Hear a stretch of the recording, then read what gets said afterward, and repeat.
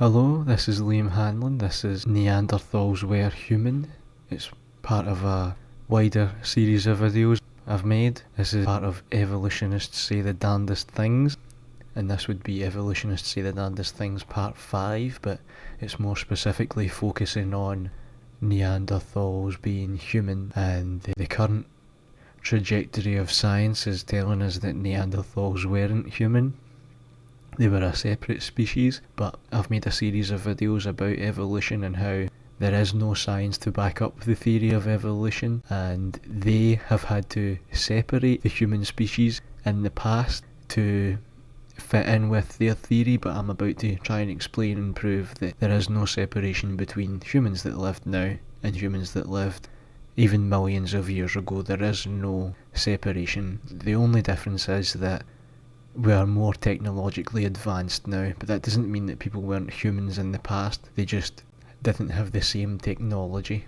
So this is me on Twitter, and what I'm going to use is people responding to me saying things about evolution, etc. I'll use that to kind of set up a framework for a debate, and part of the series on Evolutionists Say the Darndest Things is also to show you to what depths people will fall to when they're trying to defend the theory of evolution, just simply because that is the accepted scientific theory. They will allow themselves to fall to great depths in their arguments, despite maybe not even having researched any of the things or claiming to be knowledgeable about science, but some of the things that they say are completely unscientific, just simply to support the evolution theory.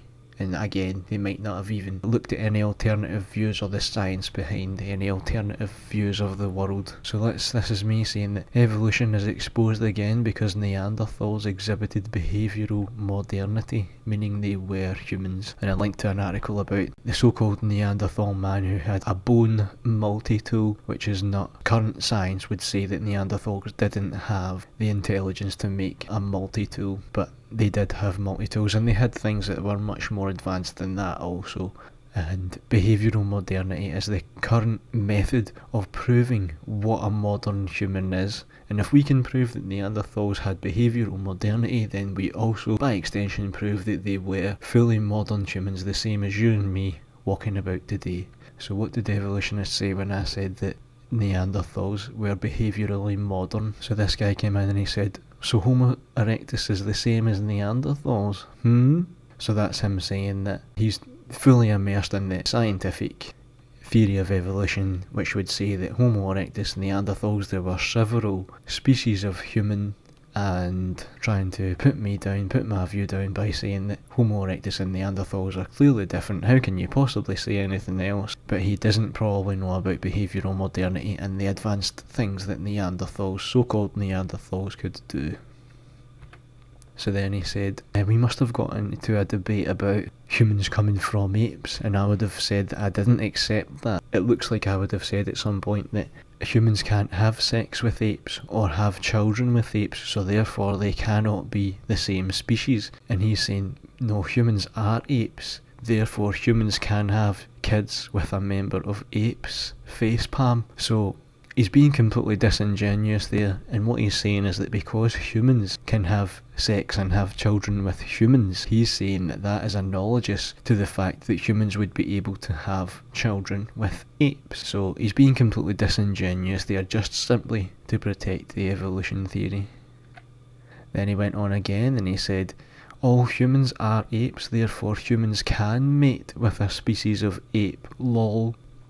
It was quite hard to figure out what he was talking about at the time. It's only now when I look back I can actually see what he really meant. But again, what he's saying there is that because humans, he's trying to make it analogous that because humans can have sex and have children with humans, therefore they actually can have sex with apes and have children with apes also, or it is equal to that. But as we know, clearly it's not, and he's just being disingenuous. So then I said to him, no, they can't. Humans can't have children with apes. And I referred them to Wikipedia for the human Z, and the human Z is a hypothetical chimpanzee or human hybrid. An unsuccessful attempt to breed such a hybrid was made by Ivanov in the 1920s. There have been occasional reports of human-chimpanzee hybridization, notably regarding a performing chimp named Oliver during the 1970s, but none of them have been confirmed. Similarly, the possibility of a chimpanzee-gorilla hybrid, known as the Kulakamba, also remains unsubstantiated. So what we're getting there is that not only can humans not have sex and make children with any other form of apes, none of the apes can have sex with each other and make a hybrid animal. So orangutans can't have sex with gorillas, chimpanzees can't have sex with gorillas, chimpanzees can't have sex with orangutans, none of them can have sex with each other and create a child, and neither can humans. So not only is the guy wrong about humans being able to have sex and breed with a member of apes, actually none of the ape species can breed together and create a successful child. So that's Oliver, the one that they claimed was. This is evolutionists trying to look desperately hard to prove their theory. So Oliver the chimpanzee was a former performing ape once promoted as a missing link or a humanzee due to his unusually human-like face and a tendency to walk upright. Despite his somewhat unusual appearance and behaviour, scientists determined in the 1990s that Oliver was not a human-chimpanzee hybrid. Research strongly suggests that Oliver was a common chimpanzee from the Gabon region. So there we go. And then to top it all off, a man who was also an evolutionist and defending other evolutionists throughout this debate actually had to come in as well and say, actually, they can't. When this man said that humans can have sex with apes and create a successful child, this guy came in and he said, actually, they can't. And his reasoning for that was that the common ancestor between apes was too long ago, so therefore they had lost the ability to have sex and create successful children. But I don't believe in the theory of evolution, so I don't believe that that ever happened. Humans have always been humans, apes have always been apes, gorillas have always been gorillas, orangutans have always been orangutans. No matter where you look in the animal kingdom, lions have sex with lions and another lion is born every single time. Humans have sex with humans and another human is born every single time. Orangutans have sex with orangutans and an orangutan is born every single time. So there's a big gap there that evolution has to fill and say, well, at what point can an animal have sex with a member of its own species and create a completely different animal, which is what would have had to have happened if evolution was true. So this guy's got himself caught up talking about humans being able to create successful children with members of apes, and his own people from his own community are coming in and saying they can't. Okay, so then that's when I had to say to him, the only thing that proves a human is behavioural modernity. Okay, so his response then, when I said that what makes a human is behavioural modernity, that's a scientific fact. And what did he say about that? He said, no, sorry, species are not defined by their behaviour. And that's when I had to say to him, well, humans are. He was trying to move away from that point because he didn't want to be drawn on that point. But that is a scientific fact that humans are defined by behavioural modernity. So again, let's see the different correspondence of what evolutionists say. So I put this up. Evolutionists exposed again, Neanderthals are behaviourally modern, so therefore they are humans.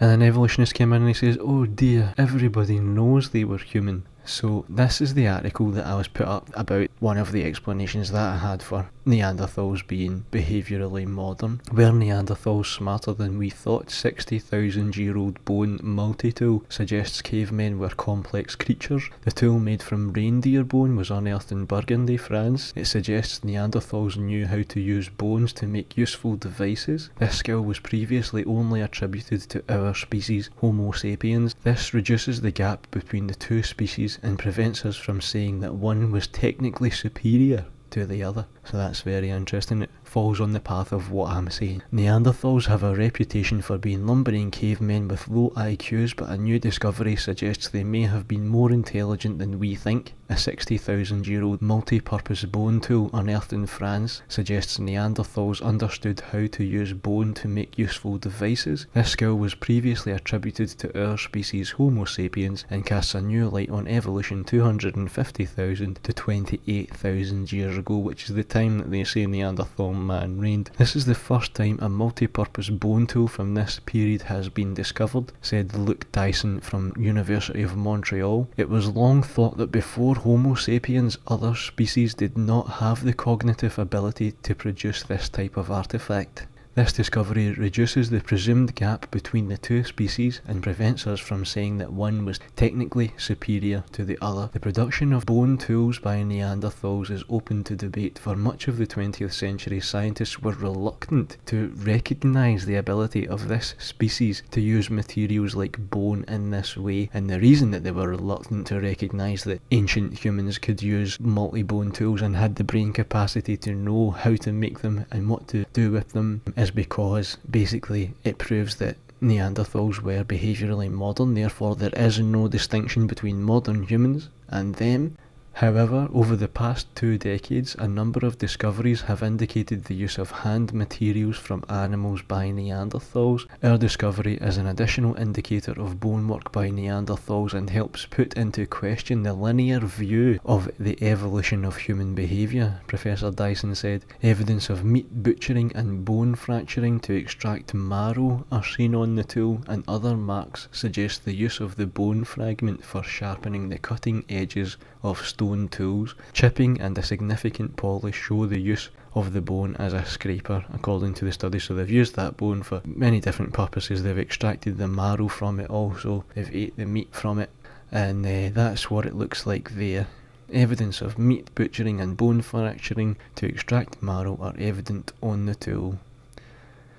It suggests the use of bone fragment for carved sharpening the cutting edges of stone tools. Now, it doesn't look like much, but in the aspects of behavioural modernity, it proves a lot of things. So I've realised in my past videos that can be a bit demanding of people's time, and I think that I need to kind of set it up for people a bit to entice you into the video. So what you're about to learn is that the only current scientific standard for distinguishing what a human being is behavioural modernity. The things in evolution that they talk about, the ancestors, there is still a missing link in human evolution. There's actually a missing link in all of the animals in the animal kingdom, but it's very, very popularly known that there's a missing link for humans.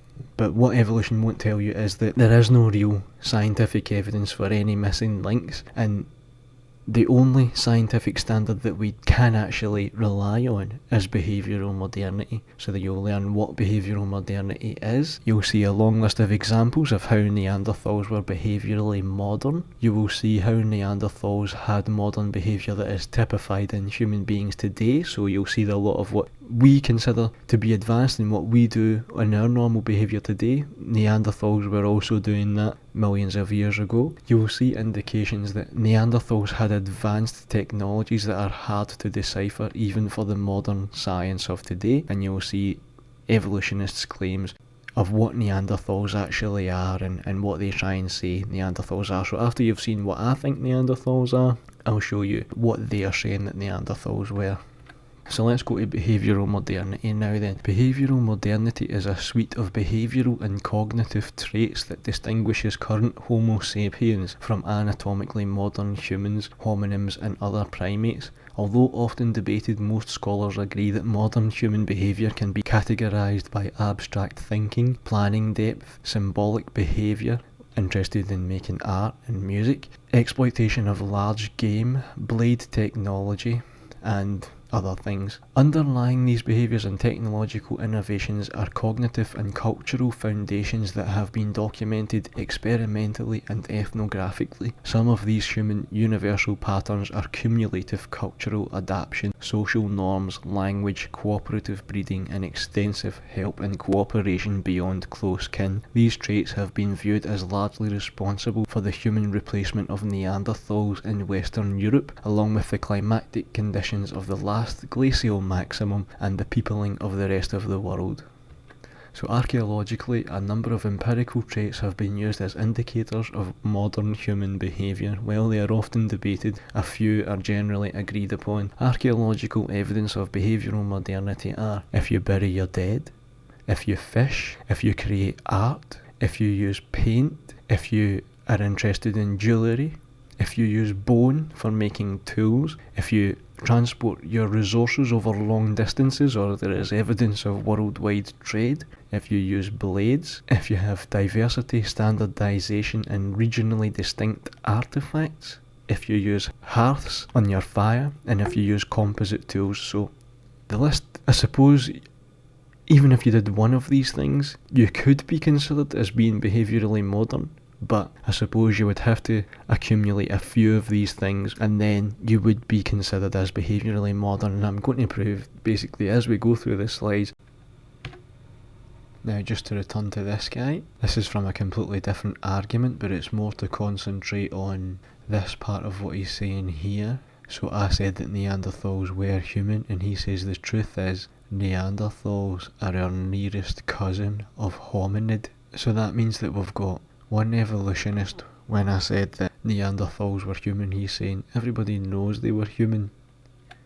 And another guy saying no, Neanderthals weren't human, but they were a different species of hominid. So that means that evolutionists can't actually agree with each other and that they're not actually well researched themselves. They don't actually know what they're talking about amongst themselves. But if a anti-evolution person says something, they'll just jump on the backs of that person and try to get their claws in and try to take them down, even although they're not actually well researched themselves. The evolution theory is obviously not doing its job very well if people who consider themselves to be intelligent are coming up with completely different viewpoints from the same theory and both think that they're correct. So anyway, that was just to let you know the kind of dealings that you get when you're anti-evolutionist in a public forum. There is evidence of Neanderthals doing all of these things. So this is what science is currently saying. Neanderthals were not a subspecies of modern man. Scientists claim structure of nose hints they were a separate species. Anthropologists studied the nasal complex of Neanderthals. They say it has features that evolved separately from modern humans. Neanderthals' extinction was probably due to competition with modern humans, not their inability to adapt to a cooling climate. Research adds to growing body of evidence that the upper respiratory tracts of this extinct group functioned via a different set of rules. The debate that has raged about whether Neanderthals were a subspecies of modern humans may finally be over. Researchers have identified new evidence supporting the growing belief that Neanderthals were a distinct species separate from modern humans and deserve a more distinct identity of their own. Experts studied the nasal complex of Neanderthals to also conclude that their extinction was probably due to competition with modern humans and not their inability to adapt to a cooling climate. So there's a picture of a Neanderthal skull there, and they're saying because it had a different nose, it was a completely different being, not human, not fully human. Experts studied the nasal complex of Neanderthal, a skull dating to 50,000 BC, and say that its features evolved separately to modern humans, suggesting that Neanderthals were a distinct species separate from Homo sapiens.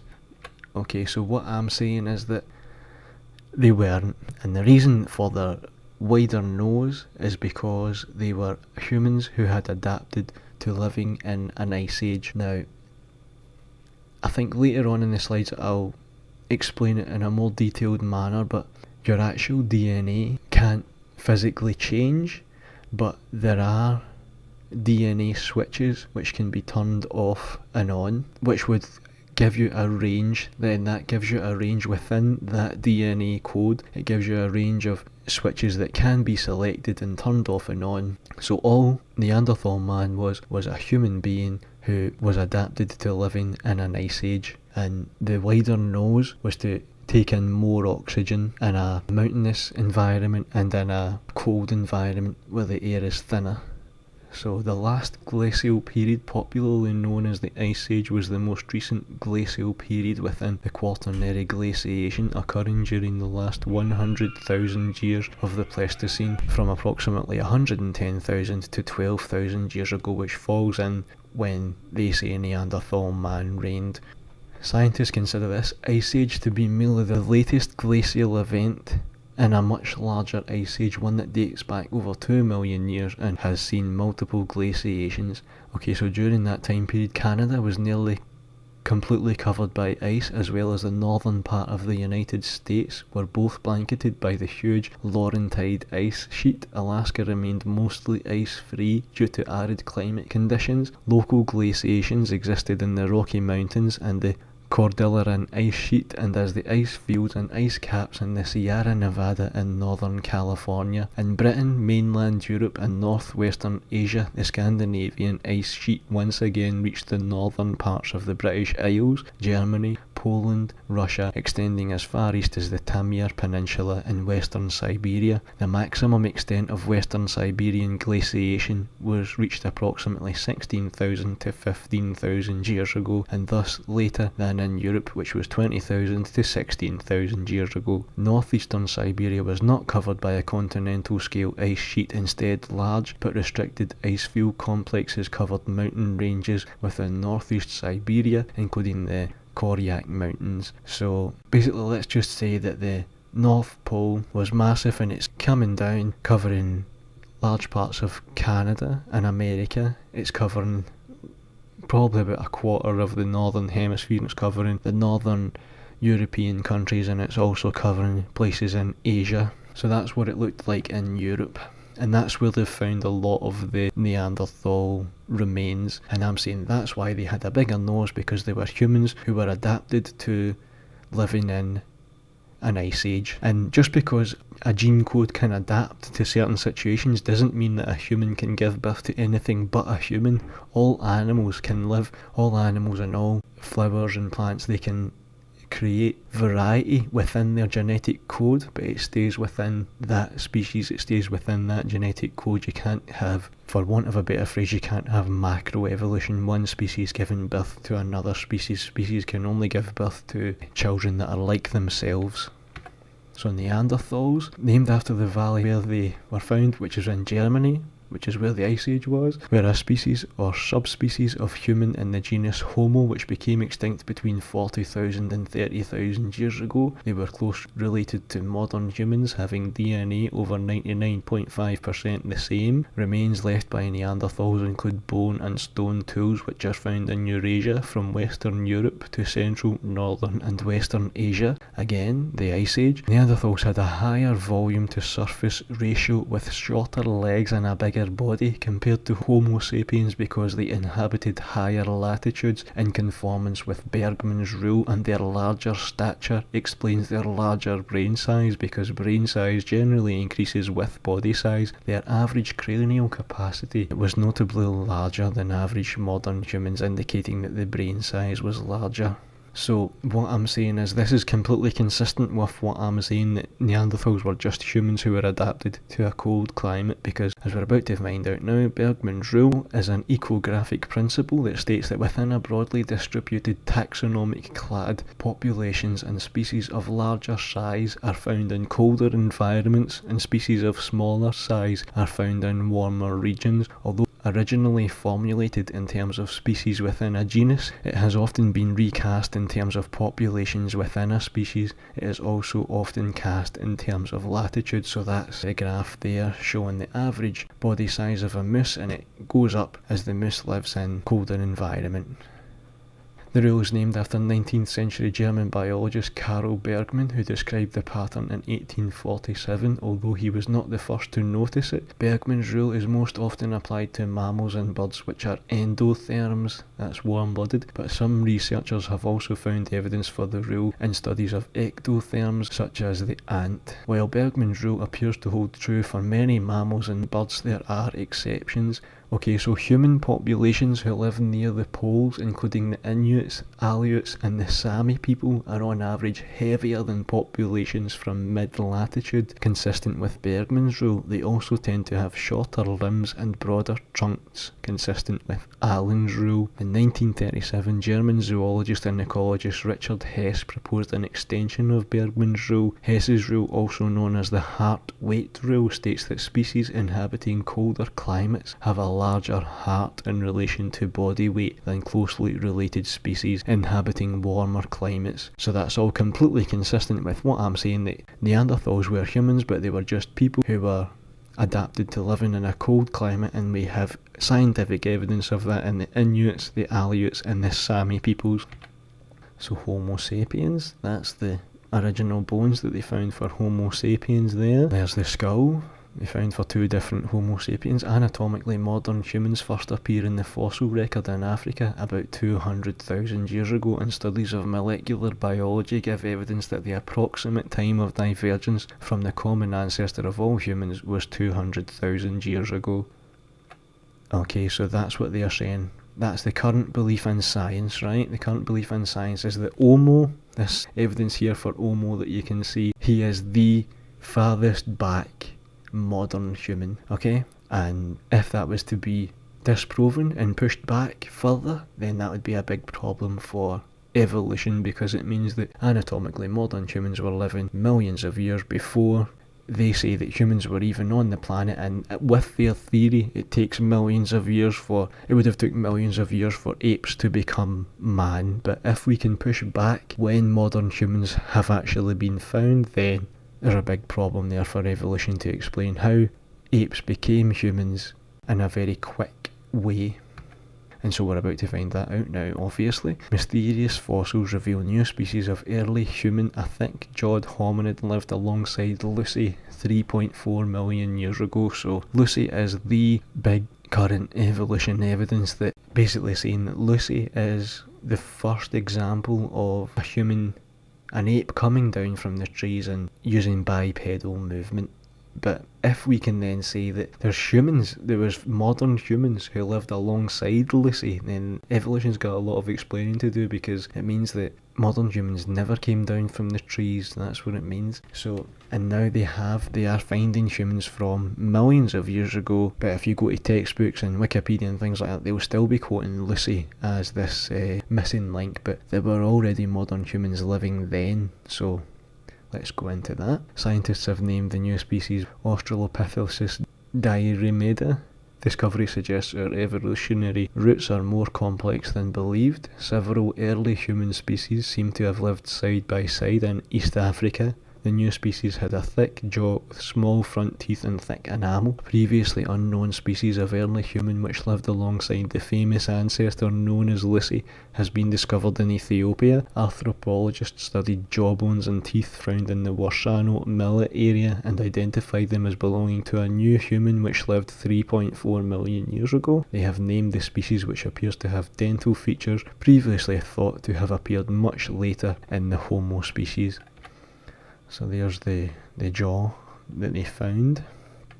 The discovery suggests the evolutionary roots of our own species and other members of the Homo family tree are far more complicated than had been previously thought, and replace the word complicated with the evolution theory is a failure. The discovery has the potential to radically change our interpretation of the human family tree and suggests that when the first humans began to appear, Africa was a crowded place. Until the end of the 20th century, scientists had believed that there were relatively few early humans living in Africa between 3 and 4 million years ago, and these gave rise to species that came later. Well, they were saying that there was none. However, the discovery of an early human called Australopithecus barlagazzi living in Chad, West Africa, and Kenyanthropus platypops from Kenya transformed this view. So there's another piece of the lower jaw from the new fully modern human that was found to live 3.4 million years ago. There's what it looks like in the cast with the two jawbones together, and there's a scientist Johannes Haile Selassie holding the upper jaw.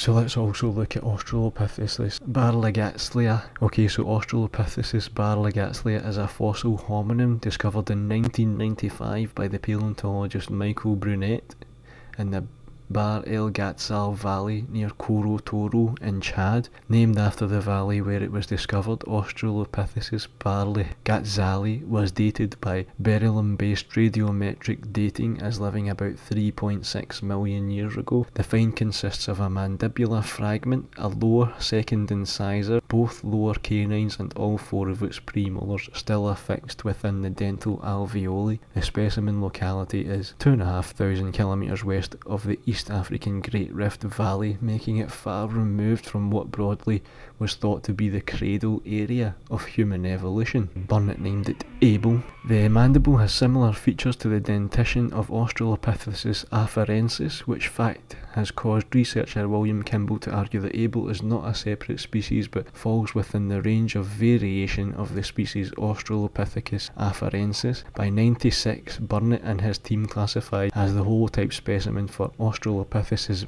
barlagatzalii. This claim is difficult to substantiate as the describers, contrary to the International Code of Zoological Nomenclature, have kept the specimen locked away from inspection by the general paleoanthropological community. A barlagatzalii is unique as it is the only Australopithecine found in Central Africa. It is also of great importance as it is the first fossil to show there is a geographical third window that is beyond East Africa and South Africa of early human evolution. So they found a piece of human jaw which would prove that it was exactly the same as a full modern human, and against the Code of International Zoological Studies they're not letting other people inspect that. So that's a second fully modern human that has been found, which lived probably even before evolutionists were saying that monkeys came down from the trees. And there is the jawbone there of barlagatzalii, and it does look completely modern. It does look like any other human jawbone. So the oldest stone tools predate the earliest humans. So let's get into that. The world's oldest stone tools have been discovered. Scientists report they were unearthed from the shores of Lake Turkana in Kenya and date to 3.3 million years ago. They are 700,000 years older than any tools found before, even predating the earliest humans in the Homo genus. Well, they don't really, because we've just shown you they've got evidence of fully modern humans from that time period, and now they've got evidence that those people or people like those people were making tools, but because it doesn't fit with their theory, they don't know what to do with the information. Their theory says that modern humans who could make tools weren't around at this time, but I'm now showing you evidence that modern humans were around at that time, and I'm now showing you evidence that they were making tools, so they were behaviourally modern. They are significantly earlier than anything that has been found previously, said Nick Taylor from the National Centre of Scientific Research in France and the University of Leiden in the Netherlands. It's really quite astonishing to think what separates the previous oldest site and this site is 700,000 years of time. It's monumental. So their estimates, because of the evolution theory taking millions of years for things to happen, this pushes back humans being able to make tools 700,000 years previous to what they thought was possible. So let me try and frame that for you, right? This is 2016. Take you back 100 years to 1916, right? 100 years. And there's a very, very big difference in what is technologically possible between 1916 and 2016. Now, I can't even really imagine what life would have been like in 1916. I can look at pictures of it and I can get a general feel for it, but I still don't really know. So if you think how long 700,000 years is, that's how wrong they were. 700,000 years wrong is absolutely massive.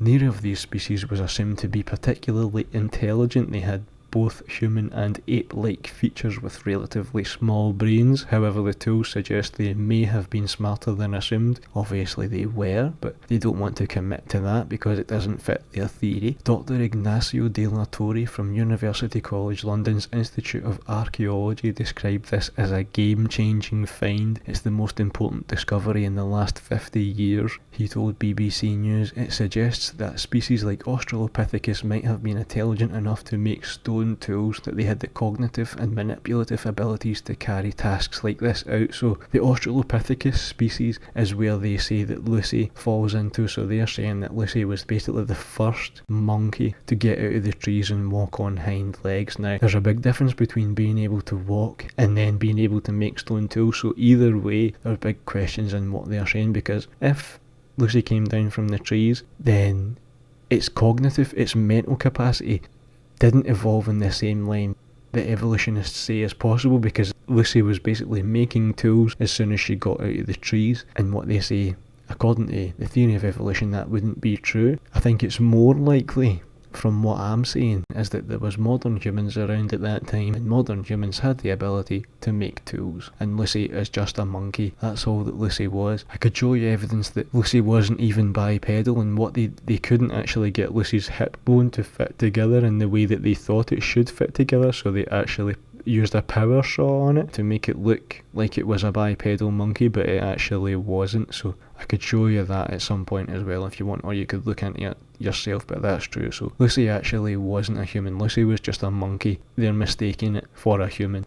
Okay, so the first tools from this site, which is called Lomenko 3, was discovered in 2011. They were spotted after researchers took a wrong turn as they walked through the hot, dry Kenyan landscape. By the end of 2012, a total of 149 tools had been found, and another field trip in 2014 has unearthed more still. They include sharp flakes of stone sheared off from larger rocks, which were most likely used for cutting. Hammers and anvils were also excavated, some of which were huge in size. The very largest one we have weighs 15 kilograms, which is massive, Dr. Taylor said. On this piece, it doesn't show the signs of actually having been flaked to produce other artifacts. Rather, it was probably used as an anvil. It probably rested in the soil, and the other cobbles brought to the site, which were intended to be smashed apart to make tools, were struck against this large anvil. So again, tool making, I've shown you, is a part of behavioural modernity. So basically, the earliest humans that they're finding were behaviourally modern, and they've been behaviourally modern ever since, so they are human.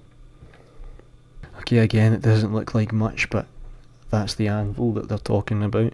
The use of stone tools by our ancient ancestors was until now thought to have originated with the Homo genus around 2.5 million years ago, but the study of a collection of implements pictured in Kenya, which predate this by a staggering 700,000 years, could rewrite what we know about early human history.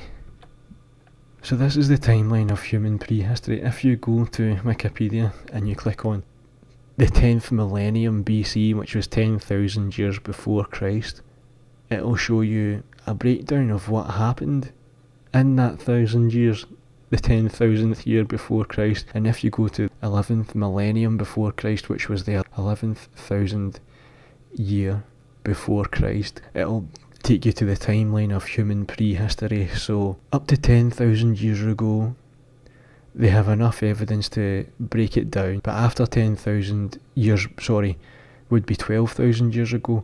After 10,000 years before Christ, they don't actually have enough evidence. There wasn't enough things going on to break it down, so it just becomes the timeline of human prehistory, which is split up into the Middle Paleolithic, the Upper Paleolithic, the Neolithic, etc, etc. So they're saying, again, I've just shown you that there are evidence of modern humans much older than Homo, which was 200,000 years ago, but officially on the textbook level here, we're seeing that they are still classing 200,000 years ago Homo as the original human.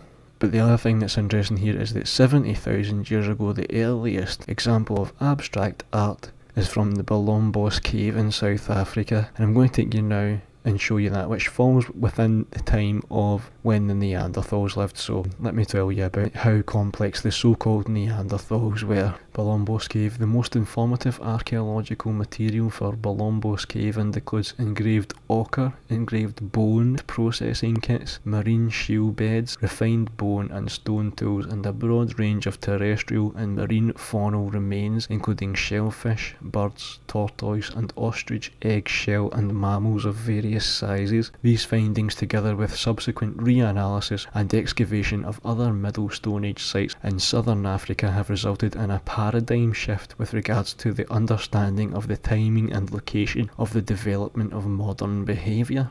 So, yeah, 70,000 years ago, the things that they find in the Bolombos Cave doesn't fit with their theory that humans weren't behaviourally modern by that time. They were hunting large mammals, as we can see, which is a part of behavioural modernity. They had bone tools, which was a part of behavioural modernity. So let's get a bit more into it. So there's Bolombos there at the very bottom in South Africa. And okay, so you would be called a caveman, but let me just show you what it actually looks like. So it would have been that cave, and they went and they had their tools and their animal bones in that cave, and they were creating art in that cave. They had paint in that cave, and that's what it actually looks like. It's beautiful. So this is some of the tools. This is a picture of some of the tools that I'm about to start showing you and going through. So what's important to remember is that it doesn't just make you human to actually make these things. It's human to even have the cognitive ability to think, I'm going to make a tool, I'm going to make something that can stab someone, I'm going to make a weapon, I'm going to make some paint, I'm going to draw something that is distinctly human. There are no other animals that can do art. Yes, there are some animals that can make tools, but there are no other animals that looks at a tool and thinks, I'm going to kill somebody with that. Or making very, very fine bone tools. These are all, even they having the ability to think about it, is distinctly human. So there's some of the points that were made in the Bolombos Cave. It doesn't look like much, but we'll get into it. Since the excavation in Bolombos Cave began, more than 500 points or point fragments have been recovered, of which 352 have been described in detail. So, I mean, that's a lot. You wouldn't get a monkey sitting making 500 different types of tools. You might get a monkey making a stick to get something down for a temporary amount of time, but you're not going to sit and get a group of monkeys who are going to just sit and make weapons like a factory. 500 have been found. The dominant raw material used for still bay point production in Bolombos Cave is silkrete, quartzite and quartz, whereas the quartzite and quartz raw material is easily available in close vicinity to the cave. The exact source for silkrete has not been established. It is speculated that it may come from outcrops in Riversdale or Albertina, some 30 kilometres away. So again, that's very intelligent and very capable human beings there that they're going and they're sourcing the stone that they want to use, and they're getting it from extremely far away because it suits their needs. Even having the ability to think about that is distinctly human. It's modern human behaviour. 90% of the still bay points recovered for Bolombos Cave have been classified as production rejects. So not only did they make 500, they actually made much more than that, and the ones that we found are the ones that they weren't interested in, so they had made much better ones than that.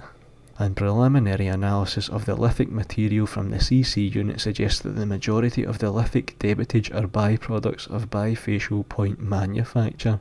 Conclude that Bolombos was a workshop, so basically humans were going there to make their tools, and it was an actual factory. And the interesting thing about this one here, that is the quartz, right? Quartz is a very tough material, and it's very hard to make into points, as I'm about to find out and explain for you. Okay, so quartz flint knapping. So this is a guy on YouTube who does flint knapping, which is the skill of turning stone into a weapon. And what he's saying is that quartz is one of the most difficult stones in existence to successfully knap, but for many people is the most readily available material. Primitive technologist Jamie Leffler demonstrates the art while providing tips and suggestion. This video is intended for viewers already relatively familiar with flint knapping terms. So what we're getting here is that modern humans in 2012 modern humans now who, as a hobby, want to try flint knapping are saying, you can't just start out on quartz, you don't do that, it's too hard. You need to have some form of training before you get yourself up to quartz, before you can actually handle quartz and knap it to a successful degree, because it's such a tough stone to work with. So modern humans who have the intelligence of us find it hard to flint knap quartz, but the humans 70,000 years ago in Balombos Cave were doing a factory of production of stone like that, including quartz, and they were walking 30 kilometres away to go and get it because they wanted it, probably because it was harder than the other stones.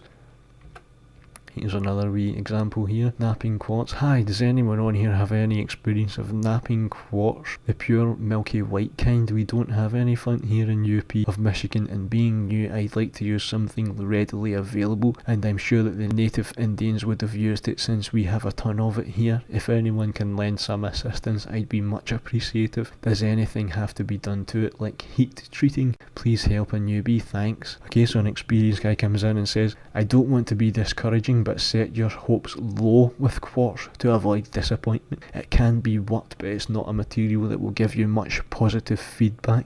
I've worked a little quartz from Newfoundland and it sounds similar to the milky white kind that you're describing. The flakes don't tend to come off cleanly, which will make them difficult to learn from. Until you know how stone is meant to break predictably, it will be difficult to distinguish what part of the fracture was you're doing and what part of the fracture was caused by the structure of the quartz. Materials like glass, obsidian or Johnston are good to learn on because the cause and effect of flint knapping are much more predictable and visible. Quartz is a tough stone to work and it's the sort of material that you want to bring some experience to. It's not going to be particularly rewarding to learn on, so these guys are struggling to do what humans were doing 70,000 years ago.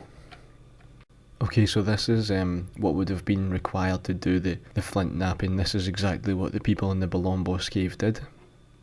The manufacture sequence of still bay points has been divided into 4 main production phases, while hard hammer and direct percussion was used in the initial reduction phase, followed by soft hammer and marginal percussion phase 2. Pressure flaking was only used during the final retouch phase, and a few points were also reworked by hard hammer percussion phase 4. For the moment, the still bay points from Balombos Cave represent some of the earliest evidence for pressure flaking, a technique more common in considerably more recent lithic techno-complexes. Experimental replication by Moore, etc. 2010, and microscopic study of still bay points from Balombos Cave indicates that some silcrete blanks were deliberately heat treated before pressure flaking was employed in the final reduction sequence, and thus improving the silcrete's flaking quality. So what we're getting there is how smart these people were. They're heat treating their tools, they're walking very far distances to get them because they know exactly what stone that they want, they know exactly what kind of qualities that they want. They're doing marginal percussion, retouch phases, hard hammer percussion, and this was 70,000 years ago, and the Neanderthal Man was supposedly died out 30,000 years ago.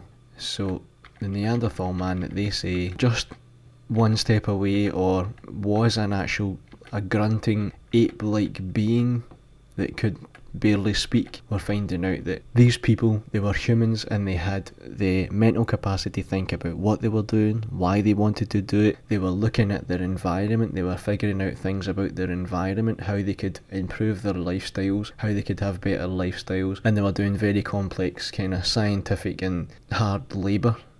So pressure flaking is a method of trimming the edge of a stone tool by removing small lithic flakes by pressing on the stone with a sharp instrument rather than striking it with a percussor. This method, which often uses punches made from bone or antler tines, or among modern hobbyists, copper punches or even nails, provides a greater means of controlling the direction and quantity of the applied force than when using even the most careful percussion flaking. Copper retouchers to facilitate this process were widely employed in the early Bronze Age and may therefore be associated with beaker culture in northwestern Europe. So the most complex pressure flaking requires like a wooden tool at the end to get it down to the finer grains, and they're saying that people who lived in the Bolombos cave 70,000 years ago, which would have been in the peak time of the Neanderthal Man, they were saying that they didn't expect that people at that time could have the brain and mental capacity to do this, so they were well ahead of their time. Heat treatment makes better stone tools. Then, sometime around 10,000 years ago, people began to use fire to make ceramics, and around 5,000 years ago, fire was used to make metals. In August 14, 2009 issue of Science, researchers report the foundation of this technological leap. Early modern humans at 72,000 years ago, and perhaps as early as 164,000 years ago in coastal South Africa, were using carefully controlled hearths in a complex process to heat stone and change its properties, a process called heat treatment. This heating transformed a stone called silcrete, rather poor for tool making, into an outstanding raw material that allowed them to make highly advanced tools. Here are the beginnings of fire and engineering, the origins of pyrotechnology, and the bridge to more recent ceramic and metal technology. So this is in the supposed prime of the Neanderthal Man. They're doing things that people didn't recreate until 10,000 years ago, and what it's showing here is that the heat treatment, they must have experimented with things. It's a form of engineering. They were looking at things in their environment, analysing its scientific properties, experimenting with it to make it better for their uses, and that isn't a highly intelligent, that is a modern human. And also it said in the behavioural modernity that using hearths is a part of behavioural modernity, and that's what these people were doing 70,000 years ago, therefore closing the lid on the ideal that man was ever a Neanderthal. An archaeological discovery in 2010 in Bolombos Cave, South Africa, places the use of pressure flaking by early humans to make stone tools back to 73,000 BC, 55,000 years earlier than previously accepted. Previously accepted date that they were saying was no more than 20,000 years ago was based upon the earliest evidence previously available, which derived from findings of the Upper Paleolithic Saltrian culture in France and Spain. So science was wrong by, we currently know, it could be disproven again and pushed back even further, but currently their best guess was 55,000 years wrong. So let's have a wee look into the properties of this stone. Ochre, an iron-rich mineral, is regularly found at Stone Age sites throughout southern Africa and has also been recovered from the Middle Stone Age levels in Bolombos Cave. More than 8,000 pieces of ochre-like material, of which more than 10 millimeters in length, have been recovered from the Middle Stone Age levels of Bolombos Cave. Many of them show use-wear traces for intentional use and processing. Some of these recovered ochre pieces have been deliberately engraved or incised, and it is argued that they represent a kind of early abstract or symbolic depiction, and is arguably among the most complex and clearly formed of objects claimed to be an early abstract representation. So it's been considered that it's at the beginnings of art, what they're trying to do there. And ochre, an iron-rich material, could be how these people found out about iron. You have to analyse your environment and see which stones can give you iron in the first place. So this could be the beginnings of people working out how to use iron ore and turn it into iron. Geometric or iconographic representations have traditionally been archaeological categories associated with modern human behaviour and cognitive complexity. Evidence for abstract representations is well documented in Europe after 40,000 years ago, and for a long time it was therefore thought that the earliest form of art originated there. The evidence from Bolombos Cave and sites from Clyde's River and Wonderwork Cave implies that abstract representations were made in South Africa at least 30,000 years earlier than in Europe, and that stylistic elaboration and symbolic traditions were common in South Africa 70,000 to 100,000 years ago. The incised ochre pieces recovered from Bolombos Cave and various other Middle Stone Age sites indicate that there was a spatial and temporal continuity in the production and use of conventional symbols in the region. Yet recent studies also demonstrate that the mere occurrence of ochre in MSA contexts cannot be limited to a symbolic interpretation alone, but its use may also have served some functional role, e.g. as an ingredient in mastic, skin protection against sun or insects, as soft hammers for delicate napping, or as a hide preservative, or as medicine. So what they're saying is that, so it could be considered that the scratches were a form of symbolic art, or it could be that they were scratching at this ochre and then using the ingredients to make mastic, a skin salve. They could have been using it for like a glue, they could have been using it for skin protection, they could have been using it to preserve hide for their clothes, they could have been using it as a medicine. So these people were modern humans. What they're doing is equal to what a modern human could do. If all of your worldly goods were taken away from you, what could you do in the environment around you?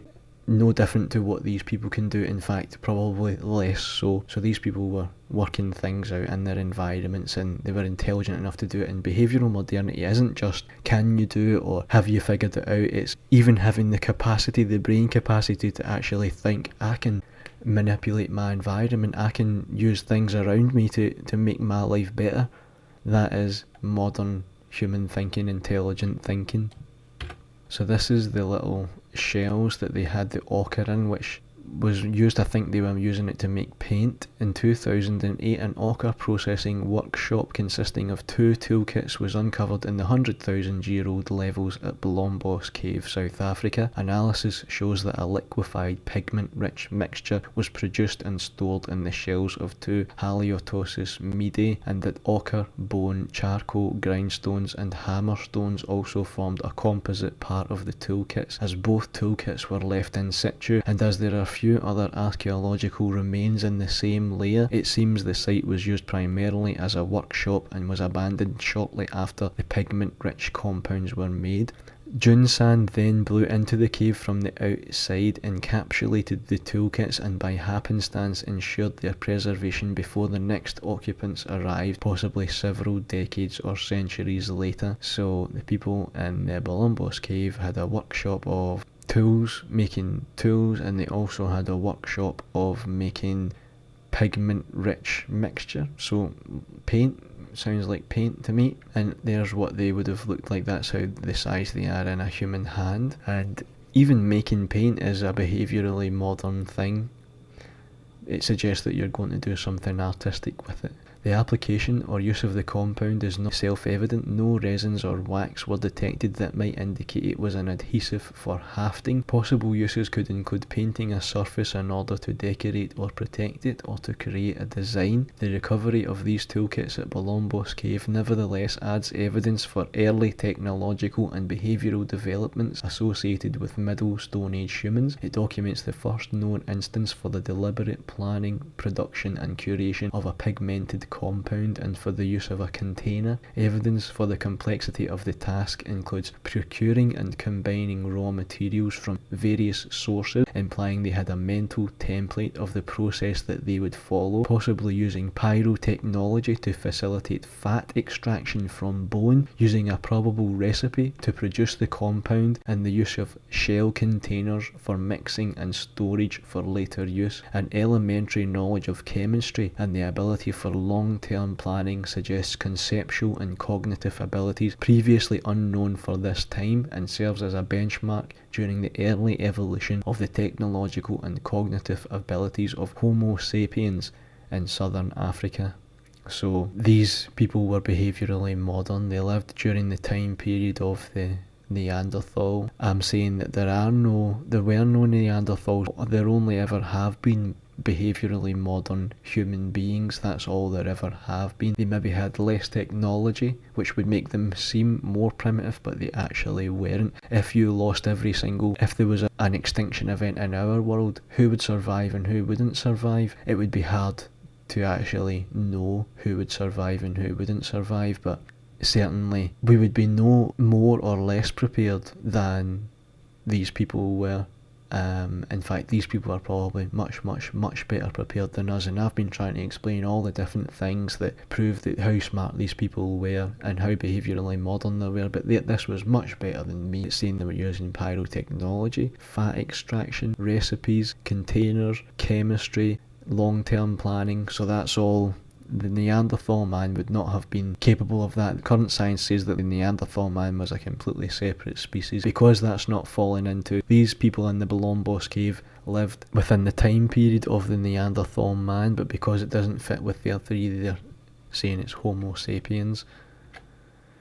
So again, bone tools was considered to be a behaviourally modern thing. So formal bone tools are relatively rare artefacts to find at MSA sites. At Bolombos Cave, several bone tools, including awls and bone points. So awls is like what you would use for sewing, so they were probably sewing clothes and things in there, have been recovered from both the later Stone Age and Middle Stone Age sequence. More than 30 bone tools, e.g. awls and polished bone points, have been attributed to the Still Bay units. The awls that have been recovered are primarily made on long bone shaft fragments, shaped by scraping, and may have been used to pierce through soft materials such as leather or shell beads. Some of the bone points, which may have been used as projectile points and hafted, were, besides being scraped, also carefully polished.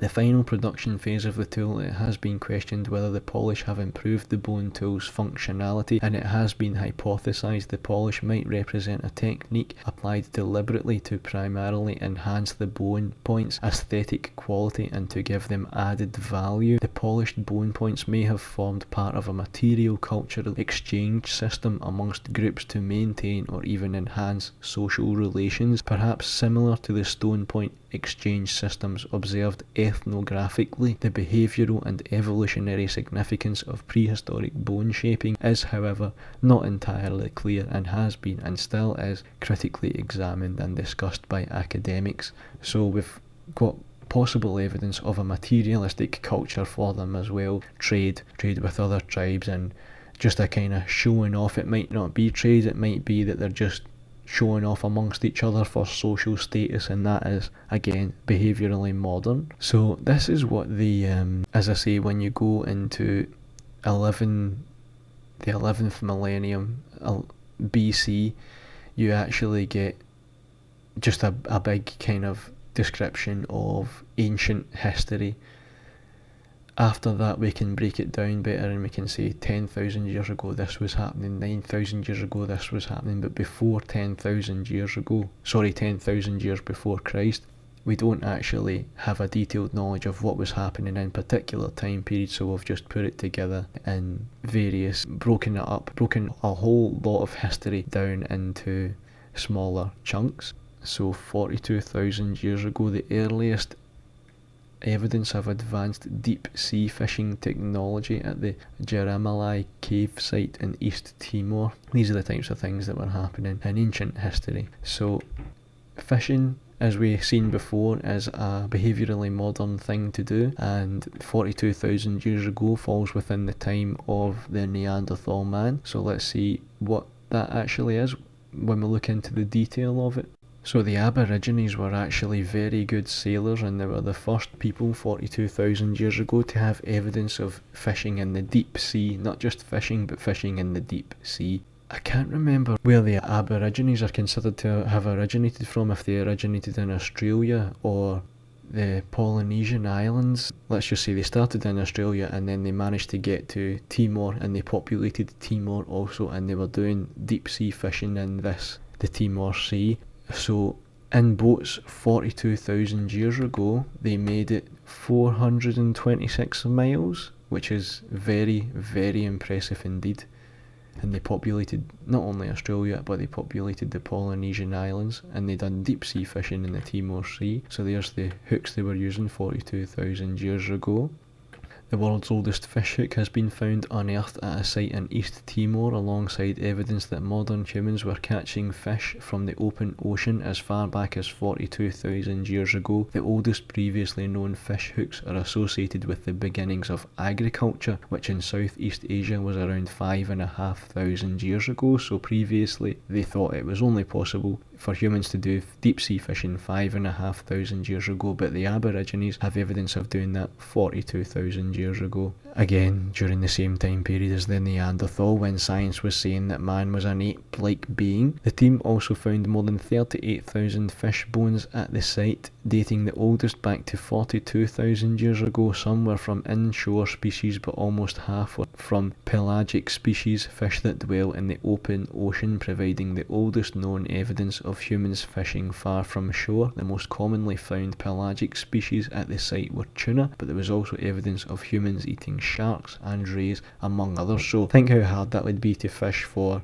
a tuna or a shark or a ray. For want of a better phrase, that is pretty gangster, to be out fishing sharks and being the prime predator in your domain, and that takes a lot of forethought, a lot of intelligence, a lot of bravery, a lot of aspects that are behaviourally modern, but they're not. Humans weren't supposed to be behaviourally modern by this point, according to science. The oldest javelins predate modern humans and raise questions on evolution. The discovery of stone-tipped projectiles in Ethiopia, like the one pictured above, may have been used for striking animals from a distance. The oldest known stone-tipped projectiles have been discovered in Ethiopia. The javelins are roughly 280,000 years old and predate the earliest known fossils of our species, Homo sapiens, by about 80,000 years. So these hunting big game is considered to be behaviourally modern. Science says that it's only Homo sapiens that's capable of that, but we're finding that 80,000 years before Homo sapiens, humans were hunting big game then, 80,000 years before that. So again, evolution's got some explaining to do, because it throws a spanner in the works of this, the linear progression, the linear evolution model that they prescribe to. Angling for survival. How the pelagic fish were caught isn't known, but the researchers speculate that it was done from boats or rafts using either nets or fibre lines with hooks. That's very modern. The particular hooks discovered by O'Connor and her colleagues don't seem suitable for pelagic fishing, she says, but other types may have been made. Tuna swam too fast for spear fishing to have been successful, she says. Far older fish bones have been found at sites in southern Africa. Those at the Bolombos Cave in South Africa, for example, date from 140,000 to 50,000 years ago, but they have generally been from inshore species whose capture would require less complex technology. A small number of tuna vertebrae have been found, but these can be attributed to scavenging of fish washed up on beaches. Well, how does he know that? So we've got evidence that humans were also doing deep sea fishing 140,000 years ago, but they're saying it was only ever, all the evidence that we have of that is only from fish that came inshore and were scavenged. There's no scientific evidence to say that that is true or not. Both of it could have been scavenged or it could have been caught in the deep sea. They don't know.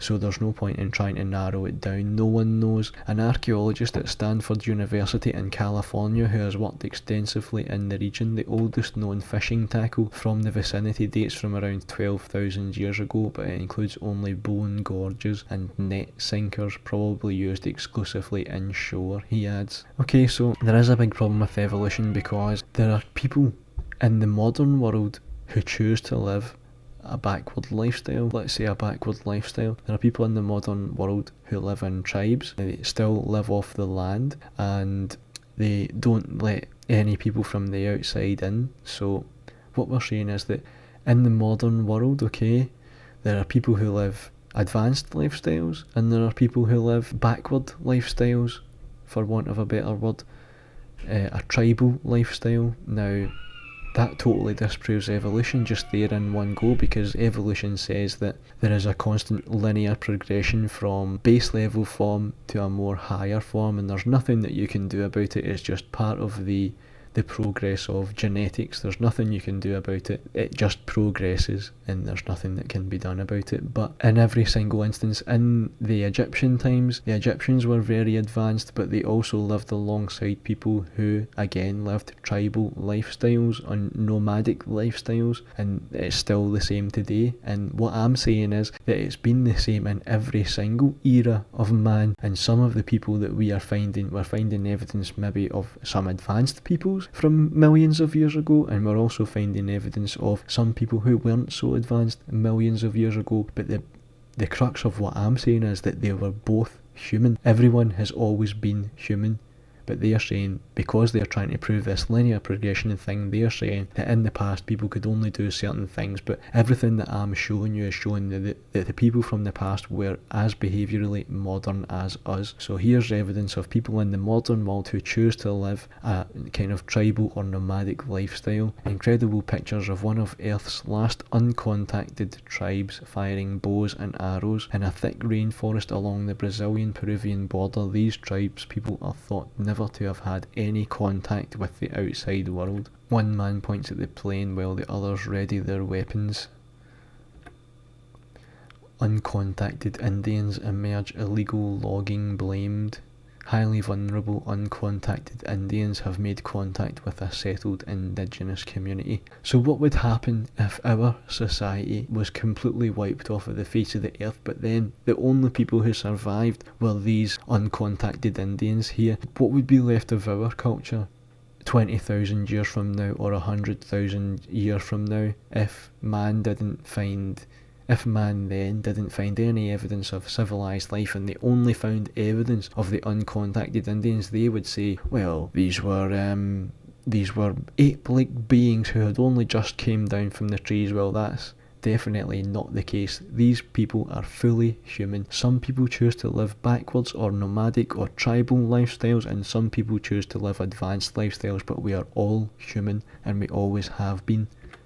Land of the Lost Tribe, the Indian Ocean island that is home to a community who have lived for 60,000 years, but it's too dangerous to visit because they try to kill outsiders, and they deserve a lot of respect for living for 60,000 years in successful lifestyles. Okay, so the Maasai people, they're also another example of people who deserve a lot of respect, but they choose to live a less advanced lifestyle. The Maasai are a Nilotic ethnic group of semi-nomadic people inhabiting southern Kenya and northern Tanzania. The Tanzanian and Kenyan governments have instituted programs to encourage the Maasai to abandon their traditional semi-nomadic lifestyle, but the people have continued their age-old customs. Recently, Oxfam has claimed that the lifestyle of the Maasai should be embraced as a response to climate change because of their ability to farm in deserts and scrublands. Many Maasai tribes throughout Tanzania and Kenya welcome visits to their village to experience their culture, traditions and lifestyle. These people are still holding it down after hundreds of thousands, if not millions of years,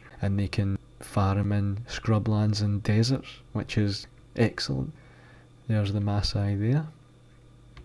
And there is the kind of lifestyle that they choose to live. That's the kind of homes that they choose to have. So if everyone died out but the Maasai didn't die out, and 100,000 years ago people found evidence of the Maasai, what would they say about the world now? Would they say that it was ape beings who had just come down from the tree? Well, they would be wrong, because both civilised and uncivilised, for want of a better phrase, societies live alongside each other, and there is no linear progression of man, as evolution claims. And there's the Maasai there. Pygmy people, okay, also the Pygmy peoples, still alive in these areas of Africa here. Most Pygmy communities are partially hunter-gatherers and living partially but not exclusively on the wild products of their environment. They trade with neighbouring farmers to acquire cultivated foods and other material items. No group lives deep in the forest without access to agricultural products. It is estimated that there are between 250,000 and 600,000 Pygmies living in the Congo rainforest. However, although Pygmies are that of a forest people, the groups called Twa may live in open swamp or desert. So there's a couple of points going on here. First of all, they're living very, very successfully because there's a high population of them. They're choosing to live their lifestyle. They're not bothered about living an advanced lifestyle, but they're still human beings. Another thing that's coming out of these that I want to talk about the Maasai and the tribes who live in communities that are completely untouched by the outside world, is to give people a sense of how large the world actually is.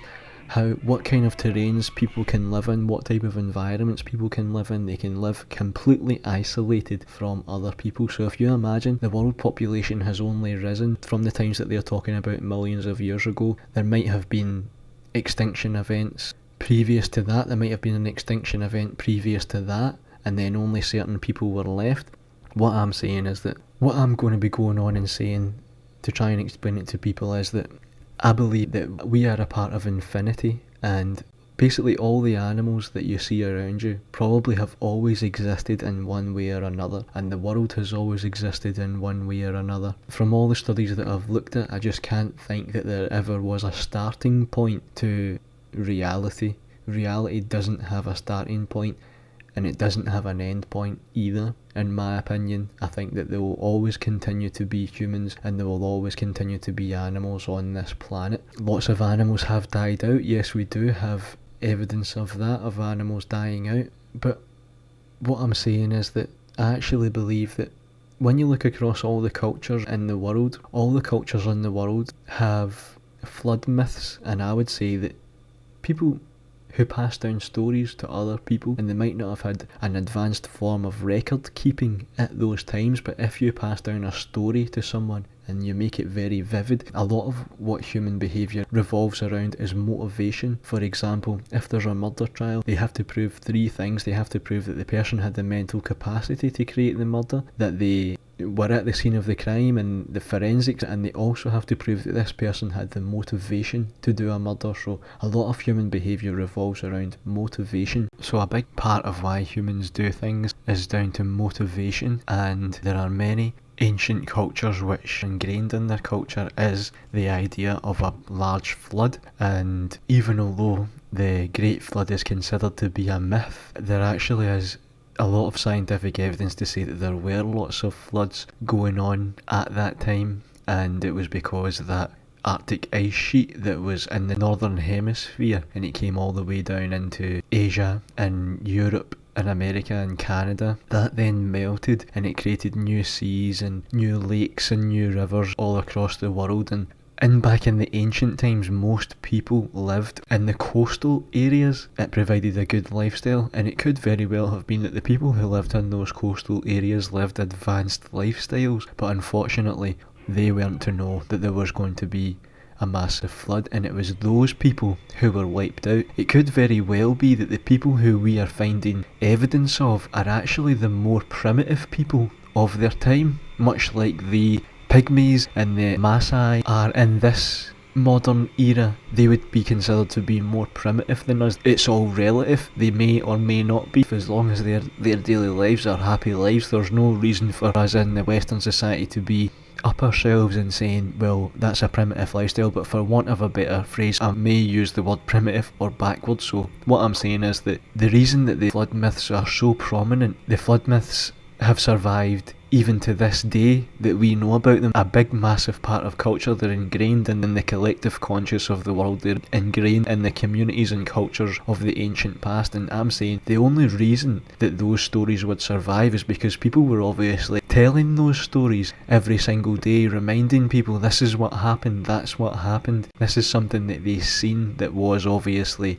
a massive event, and it was quite something to behold. But what I'm saying is, we can't now go under the water and start digging for evidence of coastal peoples who lived in the ancient times. Those people might have actually have been a lot more advanced than we would allow ourselves to believe, but the people who survived may have been the more backwards cultures of their time. So that's what I believe. I believe that we're a part of infinity. Humans have always existed in one way or another. There was an extinction event, and I'll go on and prove that later on. We'll see in later slides that was the case. It was a massive extinction event then, but I'm saying there could have been an extinction event many thousands of years before them that wiped out many people, and then society had to rebuild itself. What I'm saying is, when science is looking at these people from the past, they are saying this is the very beginnings of all human civilizations, of all human behaviour, the very beginnings of the human. I'm saying this isn't the beginnings of the human, this is the re-emergence of the human after a massive flood event that probably nearly wiped everyone out. So what I'm saying is, humans have always existed, animals have always existed, yes, animals have died out, but actually animals dying out is a big problem for evolution to explain, because in evolution, when you are at the verge of extinction, you move on and you become another animal and you survive, but there is no evidence of that. All we have evidence of is animals dying out, and as time has went on and there hasn't been a massive extinction event, then the environment has changed, humans have changed their environment as they've become more successful. So actually animals dying out isn't a reason to say that evolution is true, it's actually the opposite. It's a reason to say that evolution isn't true, because these animals, when they're at the verge of extinction, they should be changing into something else, and that's not happening. There is no evidence for that. So anyway, to move on, I'm showing you the Mohs scale here, which is a scale of hardness of natural minerals. So for example, gypsum, you can scratch that with a fingernail. Calcite, you can scratch that with a copper coin. Talc, you can also powder that with a fingernail. Fluorite, you can only scratch that with a knife or a blade. Apatite, you can only scratch that with a knife or glass. So there is a scale of hardness of the natural minerals in the world, and how they define the hardness is what can it be scratched by, what can cause an abrasion on the surface, and things can only be scratched or cause an abrasion on their surface by something that is harder than the mineral that you are scratching. So what I'm about to show you is probably the first large scale civilized buildings, and they were made from limestone. So limestone is between 3 and 4 on the Mohs scale. So that means if we go back, 3 soft limestone, 3 calcite can only be scratched by copper. Now glass is also harder than limestone, so it could have been scratched by glass or copper, but this particular example of this building, Göbekli Tepe, was actually before the Bronze Age. So according to science, these people made this society, made this building using only stone tools, nothing else but stone tools. But I'm going to show you now that it's impossible. You can hit stone on stone and create a fracture and create something that's very rudimentary, but you cannot create something of an artistic quality. If you are doing limestone, which is what is at Göbekli Tepe, you can only scratch it by a copper coin. Sorry, you can only scratch it by something that is harder, which examples of that would be copper, glass, etc. So here we go, that's some of the things that are in Göbekli Tepe. That's what it would have looked like in its full glory. Now this is some very artistic pieces. There are some very artistic pieces in this settlement, and the type of artistic quality that we have here, and this is before the Bronze Age, before that they say bronze was known and used. And bronze isn't actually finding metal and manipulating metal into something that you want to use. It is a very hard thing to do. You have to analyse your environment and look at the stone and see where you can get iron from or bronze from, the stones. Then you need to break it down, grind it down, then you need to have a really high level furnace, then you need to smelt it, etc, etc. You need to have a blacksmith, you need to have, and it's very, very high tech stuff involving chemistry, engineering, etc. I don't even know the proper names for it right now, struggling to find the proper names for it, but smithery and iron ore and things like that. You need to be highly, highly intelligent and highly skilled to even have metal in the first place. And then the next thing is to actually produce works of art like this is actually amazing. This type of work cannot be produced by hitting stone on stone. It just simply can't. You cannot produce the artistic quality of these things by hitting stone on stone, and according to science and according to the textbooks, it was only stone that was available during the time of Göbekli Tepe. And there's another exquisite piece, could not have been created by hitting stone on stone. There's another exquisite piece. You would have to have something harder than limestone to create something of that artistic quality. Okay, now to change it up slightly, looking at dog domestication, it was 33,000 years ago. So This is during the time period that the Neanderthal Man is supposed to have died out. So all dogs alive today can trace at least some of their ancestry back to dogs that were domesticated 33,000 years ago in southern East Asia, suggests one of the most extensive ever investigations of canine DNA. In addition to pinpointing the place and time for the earliest dog domestication, the new study published in the journal Cell Research found that the first domesticated dogs descended from grey wolves that likely came from China.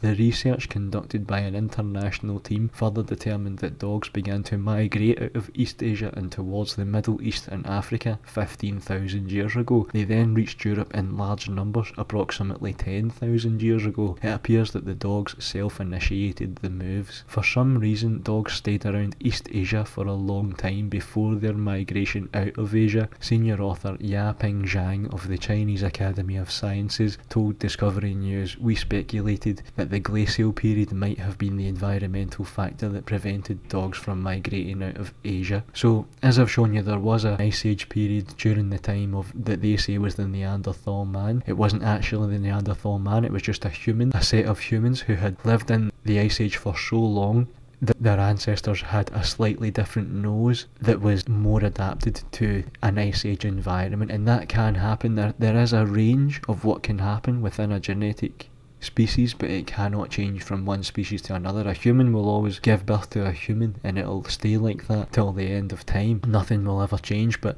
you might get a human that's got strong arms compared to someone else, or stronger legs compared to someone else, but you'll never get a human giving birth to something that is an advanced human, a superhuman, or etc, etc. And also, again, the fact that wolves can become a dog. Yes, there are examples of domestication, but what domestication is actually a loss of genetic information. All the animals that can have a genetic range and can become what would consider to be a different animal, it's actually a descent of information, not an ascent of information, which is what evolution proposes. Evolution proposes that genetic information can ascend. It actually can't. It can only descend. For example, the cow is domesticated by man from the auroch. Now, the auroch could survive on its own in the wild, but the cow cannot survive on its own in the wild. If a cow was in the African Serengeti, it would not be able to protect itself from predators, it would not be able to run away, it would not be able to create a home and create a living community, but the auroch could. The auroch could do all of those things. And again, with the dog is probably one of the worst examples, because the dog is actually quite an advanced animal, but it is still less capable of survival in the wild than a wolf is. There are many dogs that they've bred them so far down that they would be completely useless in the wild. Some of the dogs, their coats grow so large that if they did not have a human companion to cut that hair, they wouldn't be able to see anymore, and they wouldn't be able to walk around because their coat would become so heavy. And the reason for that is because a dog cannot actually survive in the wild on its own, whereas a wolf can. All of the examples of domestication of species involves a descent of information where that animal can no longer survive on its own in the wild. So that's not an example of evolution, even although I'm admitting here that animals can change within a genetic range. They can't actually become a higher animal. Nothing can become a higher animal from what it starts out as. It can become a lesser animal, which is, again, for want of a better phrase, it can become a lesser animal if you choose specific traits. For example, the cow is actually much wider and much thicker because humans want them for their meat. So cows are now big fat animals, whereas the auroch was not a big fat animal and it could live in the wild. So what you're doing with domestication is you're selecting certain parts of the animal that you want to exaggerate, and then that part of the animal is exaggerated, but there's also a blowback from that. The animal can then end up with lots of ailments, it can end up with lots of diseases because it's not natural for the animal to be in that state. Now, the whole point I'm making here is that dog domestication, the earliest example of that might be 33,000 years ago, but you don't just domesticate a dog. You have to analyse your environment first of all. You have to say, oh, there's some wolves there. I could go and get those wolves and I could breed those wolves into something that is more suitable for me as a human being. That takes a lot of intelligence, and that was happening 33,000 years ago. You don't just go from a wolf to a dog within a couple of rounds of breeding. It is something that takes hundreds of years. So even although the earliest evidence of it is 33,000 years ago, humans were obviously thinking about it and doing it hundreds of years before that. So you're so intelligent that you are starting a process that will never be ended by the end of your lifetime. If I tried to domesticate a wolf now into a dog, that process would not be ended by the end of my lifetime. So obviously humans were so smart at that time that they were thinking very, very much far into the future, passing things down to their families and getting their families to finish off the job for them. And it's the same with Göbekli Tepe. You don't just go from being a Neanderthal to all of a sudden you're creating amazing art, you're creating an amazing temple that you want to go and have spiritual enlightenment. This is something that is worked on over decades probably of people who have analysed the environment. They've found out we could go and we could build a spiritual place there. First of all, you would need to have religion for people to even be bothered about that. To be bothered about spiritualism, you would have to have a community that you can share ideas with and bounce ideas off and have a working group that can actually carry out the work. You would need to have community where you would have debates and say, are we going to do this? Are we not going to do this? How are we going to do this? You would need to have artists, people who can actually work on the stone, people who have went and quarried the stone. This isn't something that happens overnight. So even although this building is 10,000 years before Christ, it's actually was probably decades in the making before that also. So this is what I'm trying to get to with the timeline of human prehistory. The timeline of human prehistory comprises the time for the first appearance of Homo sapiens in Africa 200,000 years ago to the invention of writing and the beginning of history approximately 5,500 years ago. So Göbekli Tepe was built 5,000 years before what science and the textbooks considered to be civilized history. According to science and the textbooks, civilized history only began 5,500 years ago, but humans were able to domesticate dogs before then. They were able to produce stunning artworks. They were spiritual beings. They had bronze. They had metal. They had mastered their environment in many, many ways, but they hadn't actually invented writing, so they didn't have a way of communicating that to they didn't have a way of record keeping. Maybe record keeping wasn't important to them then. If you live in a smaller community, there's actually no need for you to write anything down. You can just go to your neighbour and tell them what you want to happen. You can have community spirit within your community. You can have debate, you can have decision making and councils and things like that without having writing, because maybe the communities were a bit smaller and they were more closely intertwined, but they didn't have writing. They maybe had no, and one I was saying about motivation, they maybe had no motivation to change. They maybe were enjoying their lives, living off of the land. They maybe had lots of satisfaction from that life, and that's something that's not considered. I'm saying that they had a lot more advanced knowledge than we give them credit for, and also they were probably happy, so they had no motivation to change. But science is saying that for 195,000 years humans came alive and then they did nothing until 5,500 years ago. There is something that needs to be explained there. There's a gap there. So it covers the time from the Middle Paleolithic to the very beginnings of the Bronze Age. The divisions used are those delineating the European Stone Age. However, many regions around the world underwent various stages of Stone Age development at different times. All dates are approximate and based on research in the fields of anthropology, archaeology, genetics, geology and linguistics. They are all subject to revision based on new discoveries or analysis. So this is just to let you know that after 10,000 years before Christ, when you try and go to 11,000 years before Christ, this is what happens. You can't actually get a breakdown of what happened in those 1,000 years. It just goes into human prehistory, which is all things like this, them saying that Homo sapiens came alive 195,000 years ago is the oldest Homo sapien fossil. Not anymore. 75,000 years ago, the Balombos Cave. Then it's the Upper Paleolithic, 40,000 years ago, and the oldest known figurative art. Then it's the Mesolithic, where we domesticated the pig.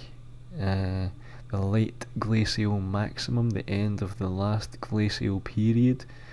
The woolly rhinoceros goes extinct. The domestication of the sheep. Now that's another thing to think about, is that when humans were in the environment back then, they had a lot of competition from a lot of very probably high numbers of very, very competent and scary animals themselves. So humans were living in an environment that was very competitive, but they survived it. Could you go out now and survive in the wild? No, you couldn't. So how does that mean that you are automatically smarter than them? It's only evolution that gives you that ideal in your head that you're automatically smarter than your ancestors. But I couldn't go out and survive in the wild, and nor could anyone. Only very few people in this world could go and actually survive in the wild. That used to be the main aspect of our species. These people were, the main aspect of their species was surviving in the wild, and then up to 10,000 years ago they were analysing their environment and seeing all the things that they could do with it. They gradually advanced their knowledge, the same as any other human civilization. So 28,000 years ago is the oldest known twisted rope. The Gravation period in Europe, where harpoons, needles and saws were invented. 28,000 years ago, the oldest known pottery. 26,000 years ago, people used fibres to make baby carriers, clothes, bags, baskets and nets. See, now you're getting a completely civilised lifestyle 26,000 years ago, but they're saying that that was again roughly around the time period of the Neanderthal. You don't go from being a Neanderthal to all of a sudden you've mastered your environment and you've basically got all the same things that normal humans use. The only way that you could do that is if you were a human to begin with. You don't go from being a completely different species that is somehow more regressed than a human being to all of a sudden you're making Gobekli Tepe, you're making art, you're making fibres for your children, you've got everything. You've got harpoons, needles, saws, cooking vessels, rope, baby carriers, you're hunting mammoths, you're competing against the mammoth, you're surviving the ice age, you're doing everything. Then you must be a human.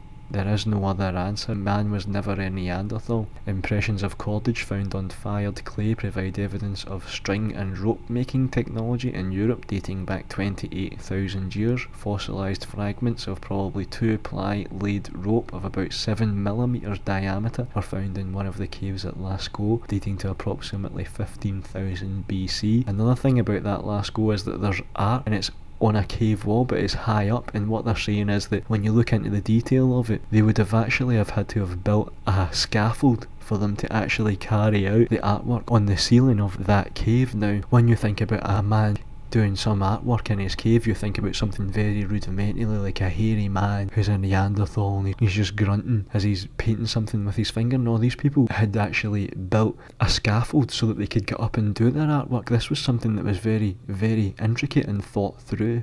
It was human behaviour, not Neanderthal behaviour. 42,000 years ago, flutes in Germany. 42,000 years ago, the deep sea fishing. So again, about the deep sea fishing, the point about behavioural modernity there is that no other animal, right, no other animal looks out into the ocean and says, do you know what, if there's fish down here, if I can get fish in this part of the sea, there's got to be fish out there in the larger part of the sea. Monkeys, they say that we came from monkeys, but monkeys don't look out into the ocean and say, let me see here, I could build myself a boat, I could go out there, I could start exploring the world, I could look at that, is that iron ore that's in that rock, I could take that rock, I could smash it up, I could make a fire, I could start smelting that iron. No other animal thinks in that way. No other animal has the capacity to think in that way, only humans, and it's behaviourally modern behaviour. So there never was a time when man was in between being a monkey and being a man.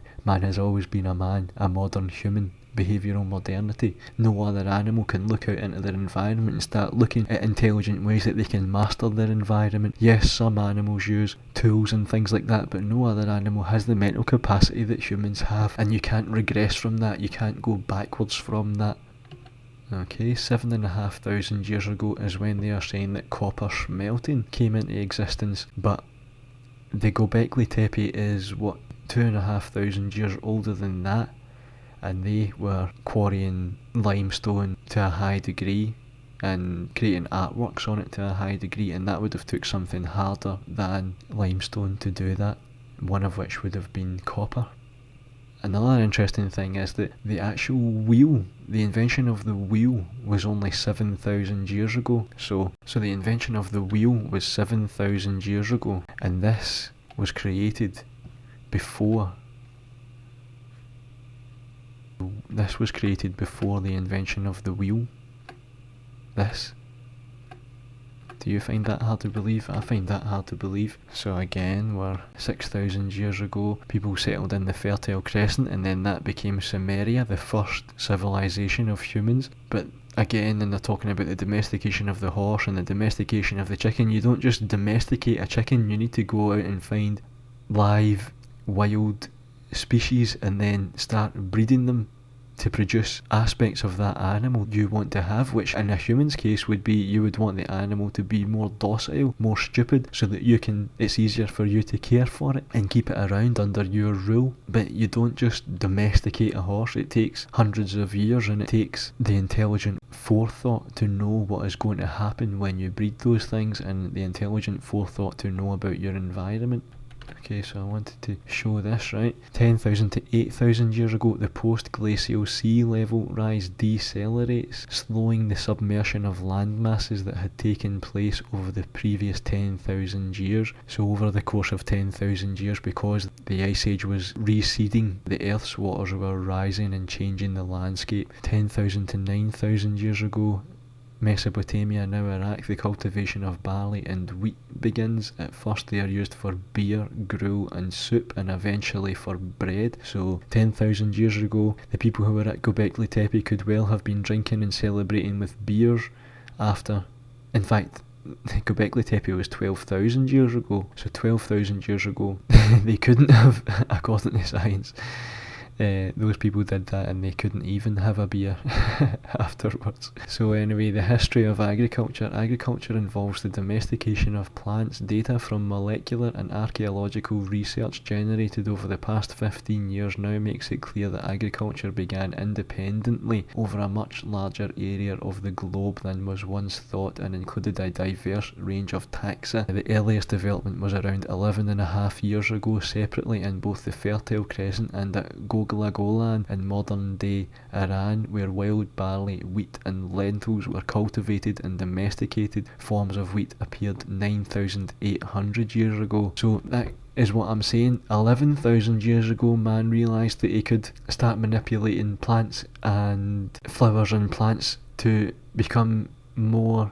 attractive foodstuffs for himself. So it started 11,500 years ago, but the first actual domesticated forms of wheat only appeared 9,800 years ago. So that is how long it actually takes to domesticate something as complicated as barley and wheat and lentils. Now, so that is incredible forethought by the people who actually started that process. And another thing that I'm trying to analyse down on here is that how long things actually take. There might have been people in the past who were born with the capacity to invent the internet, but if they don't actually have the raw materials to produce the internet, then they're not going to be able to do it. Any invention that man has made isn't just an invention from that person's mind. As much as it is an invention from that person's mind, it's also a culmination of all of man's knowledge at that particular point. So when they look into the past, they try and suggest that these people were not fully human and they didn't understand their environment, but clearly they did, because they were looking hundreds of years into the future and thinking, this will become something. I'm going to start a process here that will become something that is very, very useful. So people were starting a process that could not possibly have been finished by the end of their own lifetime. So what I'm saying is, this is just an example of the laws, right? Okay, so when do you think the first law was? Well, they don't actually know, because writing was invented after laws were invented. So human beings that, for example, at the Göbekli Tepe, they could have had laws, they could have had courts, they could have had justice, they could have had police, they could have had all these things, but they didn't have any way of writing it down and letting anyone else know. And again, it comes back to motivation. If they could manage their society without writing, then what is the real motivation for them to invent writing? So anyway, this is the proof that laws existed before writing. Urukagina, alternatively recorded as Irukagina, was a ruler of the city-state Lagash in Mesopotamia. He assumed the title of king, claiming to have been divinely appointed upon the downfall of his corrupt predecessor, Lugalander. He is best known for his reforms to combat corruption, which are sometimes cited as the first example of a legal code in recorded history. Although the actual text has not been discovered, much of its content may be surmised from other references to it that have been found. In it, he exempted widows and orphans from taxes, and he compelled the city to pay funeral expenses. So think about the type of society you're talking about: widows, you're talking about taxes, you're talking about funeral expenses, and this was the first time that a legal code was ever written down. You're also talking about corruption, so they must have had a completely well-functioned society before then. They had laws before then, they had taxes before then, they had funerals before then, they had a state before then, but they didn't have any way of writing it down. So this is how complex the past is when you're trying to look at it and say, well, then they invented, as if science is looking back and trying to say that history is linear. It's not. History is not linear.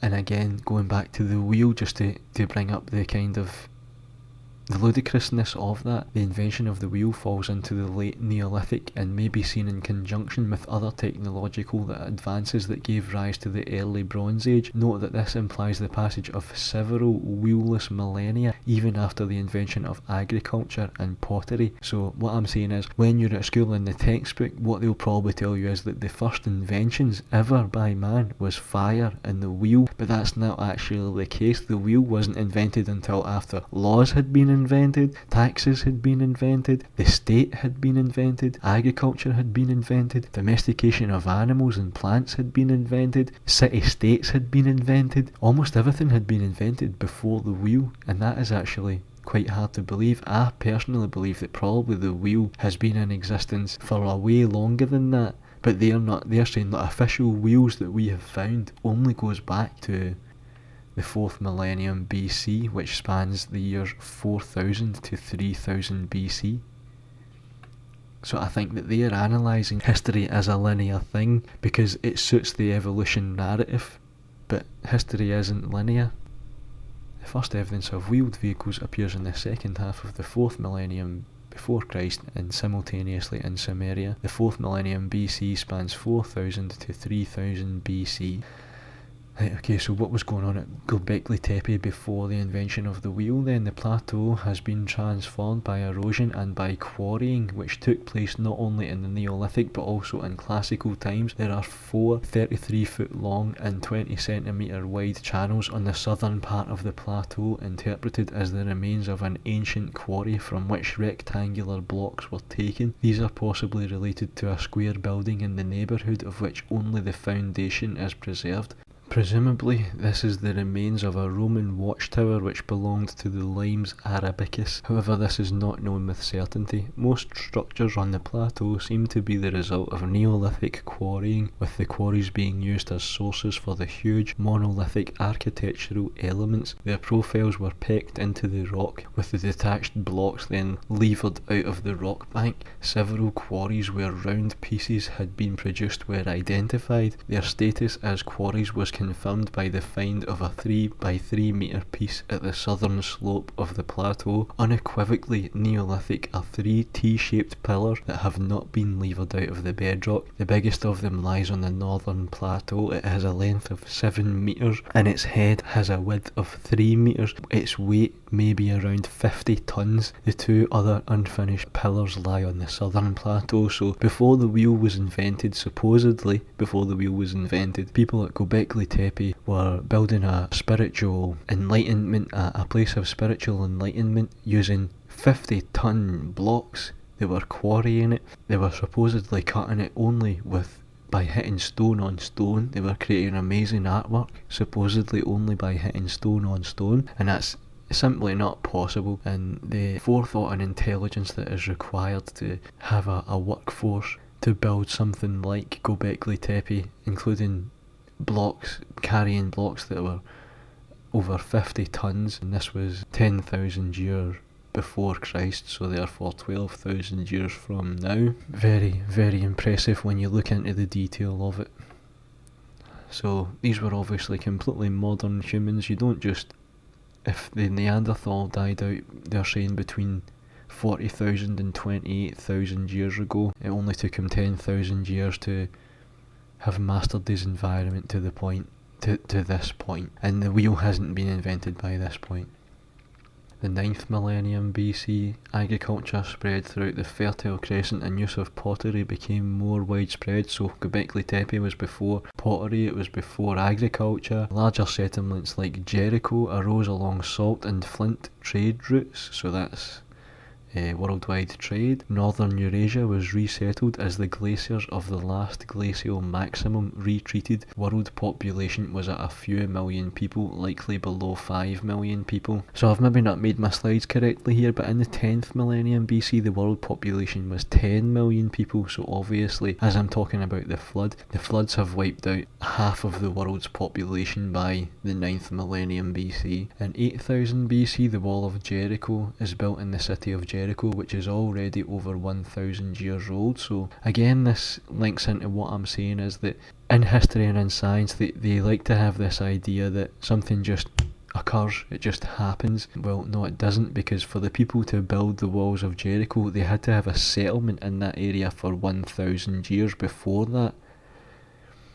9000 BC was the discovery of copper, so they're saying that copper was only discovered in 9000 BC, but obviously the people at Göbekli Tepe had it. 8000 BC, people of Jericho were making bricks out of clay, then hardened them in the sun. The settlement had grown to 8 to 10 acres of houses and had substantial walls. Egypt, early sickle blades and grinding disappear and are replaced by hunting, fishing and gathering peoples who use stone tools. So again, this plays into my idea about infinity, humans being part of infinity. So before the waters started coming up because of the melting ice cap, right?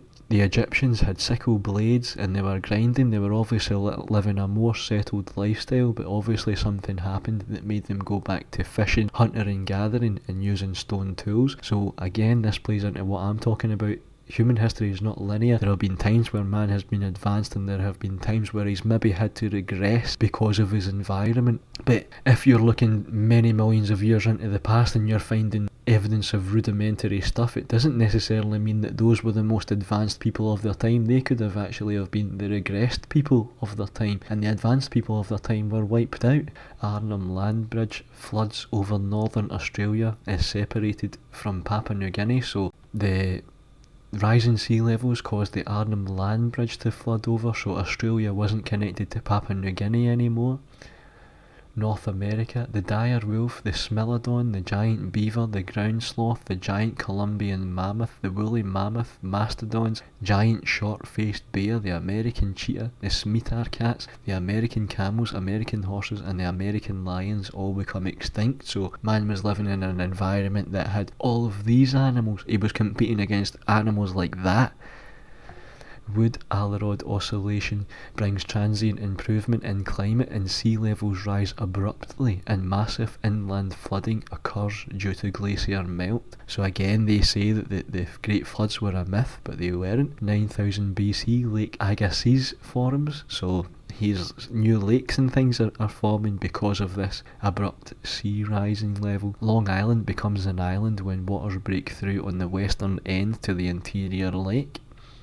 So let's get into the Tower of Jericho then. The structure. The tower was constructed using undressed stones with an internal staircase of 22 steps. Conical in shape, the tower is almost 9 metres, 30 foot in diameter at the base, decreasing to 7 metres, 23 foot at the top, with walls approximately 1.5 metres thick. The construction of the tower is estimated to have taken 11,000 working days. Purpose. Recent studies by Ran Barkai from Tel Aviv University and Roy Laran have suggested astronomical and social purposes in the construction of the tower, showing an early example of archaeoastronomy. They used computer modelling to determine that the shadow of nearby mountains first hit the tower on the sunset of the summer solstice and then spread across the entire town. Noting that there were no known invasions of the area at the time of construction, the defensive purpose of the tower, wall and ditch at Jericho has been brought into question. No burials were found and suggestions of it being a tomb have been dismissed. Well, they might not have been defending against other human beings, but they might have been defending against the rising sea levels,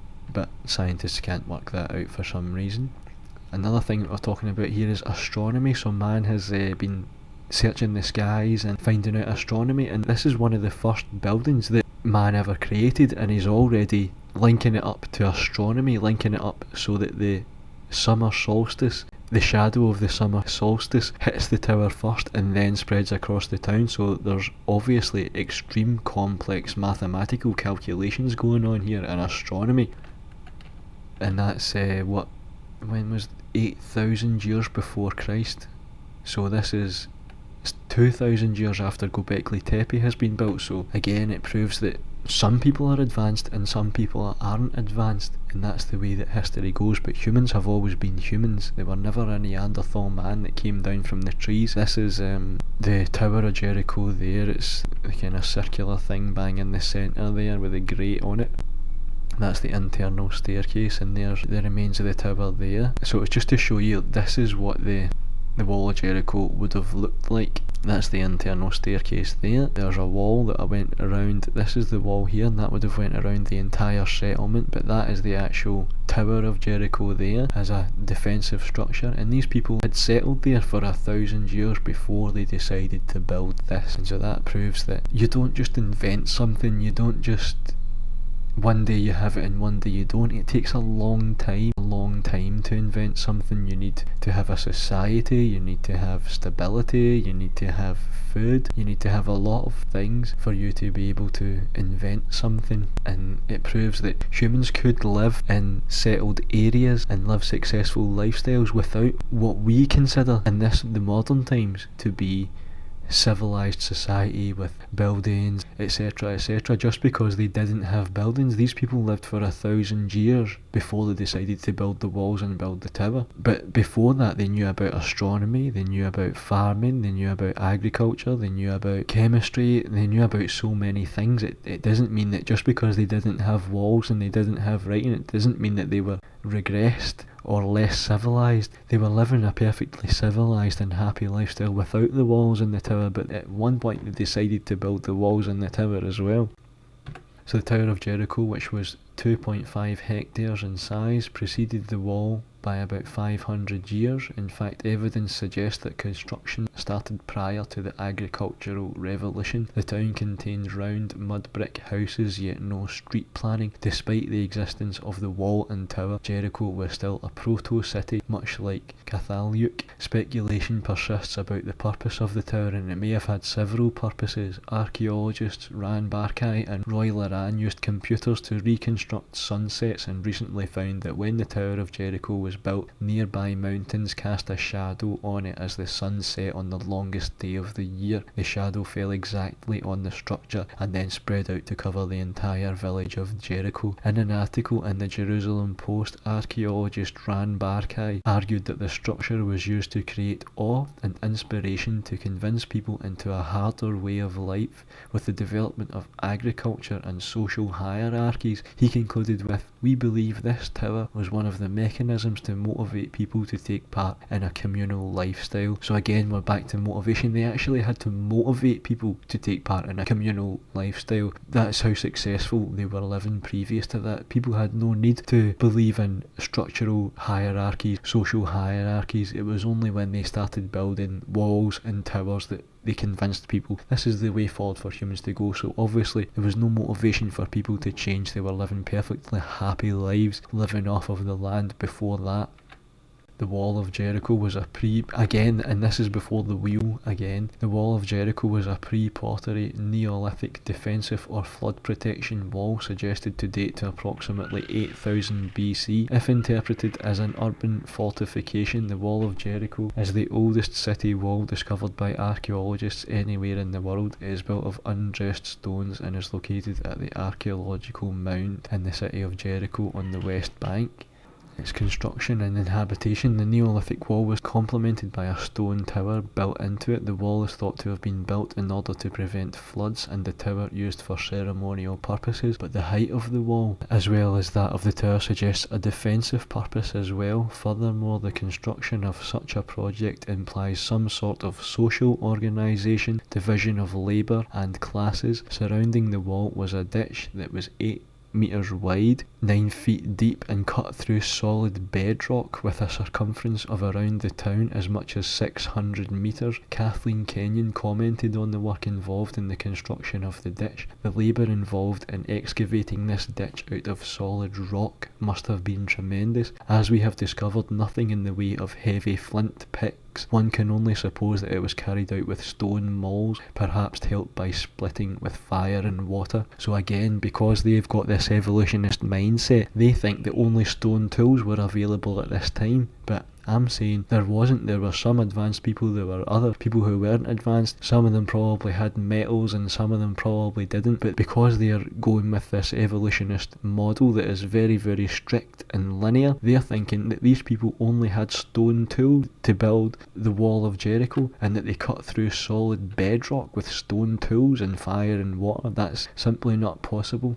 The 10th millennium BC, part of the Holocene epoch, agriculture based on the cultivation of primitive forms of millet and rice occurred in southwest Asia. Although agriculture was being developed in the Fertile Crescent, it would not be widely practiced for another 2,000 years. So man knew about agriculture 2,000 years before he actually mastered it, and it became. That shows you how long it takes for things to be invented, and especially at that time period of the world when the world was recovering from half of its population being decimated and probably half of its previous land, the previous land that they were cultivating, had been taken away by these floods. The world population was between 1 and 10 million people, most of whom were hunter-gatherer communities scattered all over continents except Antarctica and Zealandia. The Würm glaciation ended, and the beginning interglacial, which endures to this day, allowed the resettlement of northern regions. In 10,000 BC, bottle gourd is domesticated and used as a carrying vessel. Mesopotamia, people begin to collect wild wheat and barley, probably to make malt and then beer. So bottle gourd is like a vegetable, but they had used it they had domesticated it and bred it so that it became big, and then they used it as a carrying vessel. So anyway, back to Jericho. So this is what Jericho actually looks like. This is before the wheel and before metal was invented, but simply not possible because you can't cut limestone with other forms of stone. And that's what it would have looked like. It was on a slant, the upper city wall and the lower city wall. Chronological context. All statements about the site must be considered preliminarily, as less than 5% of the site has been excavated, and Schmidt planned to leave much of it untouched to be exploited by future generations when archaeological techniques will be improved. While the site formally belongs to the earliest Neolithic, up to now no traces of domesticated plants or animals have been found. The inhabitants are assumed to have been hunter-gatherers who nevertheless lived in villages for at least part of the year. I don't think that's believable that hunter-gatherers had a social order, they were studying astronomy. That's what they're trying to say. I don't think that's possible. I think these people obviously did have those things. They obviously did have metal because they would have had to have quarried stone and cut it, and cutting through the solid bedrock as they had previously mentioned. So I think that they did have metal, I think that they did have agriculture and those things, but again, because scientists are looking at it through the evolution model, they won't let themselves believe that. So far, very little evidence for residential use has been found, though the radiocarbon method, the end of layer 3, can be fixed at about 9000 BC, but it is believed that the elevated location may have functioned as a spiritual centre as much as 11,000 BC, essentially at the very end of the Pleistocene. So what they are saying is that man's went from being Neanderthal man to bang overnight. He's studying astronomy, he's got social classes, he's quarrying stone, he's got metal, he's got agriculture, etc, etc. The surviving structures then not only predate pottery, metallurgy and the invention of writing or the wheel, they were built before the so-called Neolithic Revolution, the beginning of agriculture and animal husbandry around 9000 BC. So this was all built before man had figured out how to domesticate plants and animals.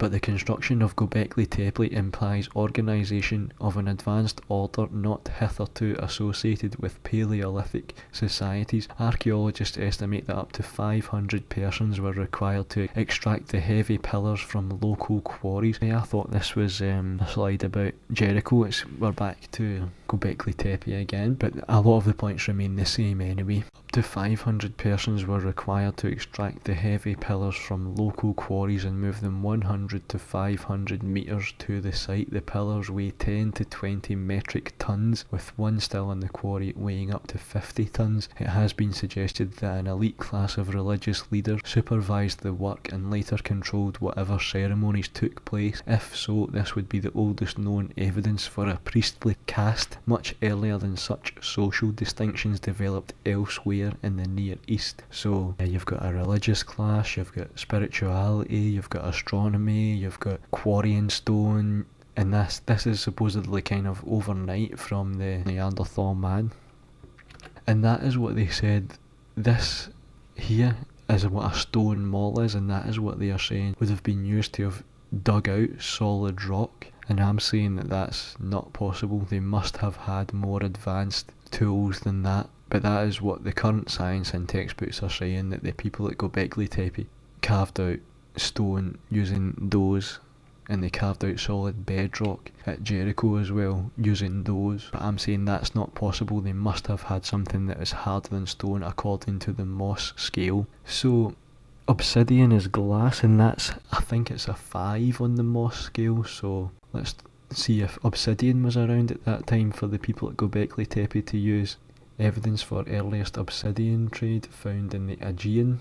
Researchers studying obsidian tools and weapons discovered at the site of Frankthi cave on the Greek mainland believe they have found evidence that obsidian may have been mined and traded across the Aegean Sea more than 15,000 years ago. Using advanced dating techniques, the scientists found that the obsidian was likely mined from the Aegean island of Melos several thousand years before the end of the last ice age, indicating that prehistoric mariners must have been transporting the volcanic glass stone across the seas. So I'm saying that the Neanderthal man was a human, a modern human with behavioural modernity, but he was more developed through time to live in an ice age environment. And now we're finding that the people who lived around about that area of the world had been mining obsidian, which is a glass, and it's 5 on the Mohs scale, so it could have cut stone. And they're also saying that they had worldwide trade of this obsidian. So this is very, very highly technologically advanced stuff that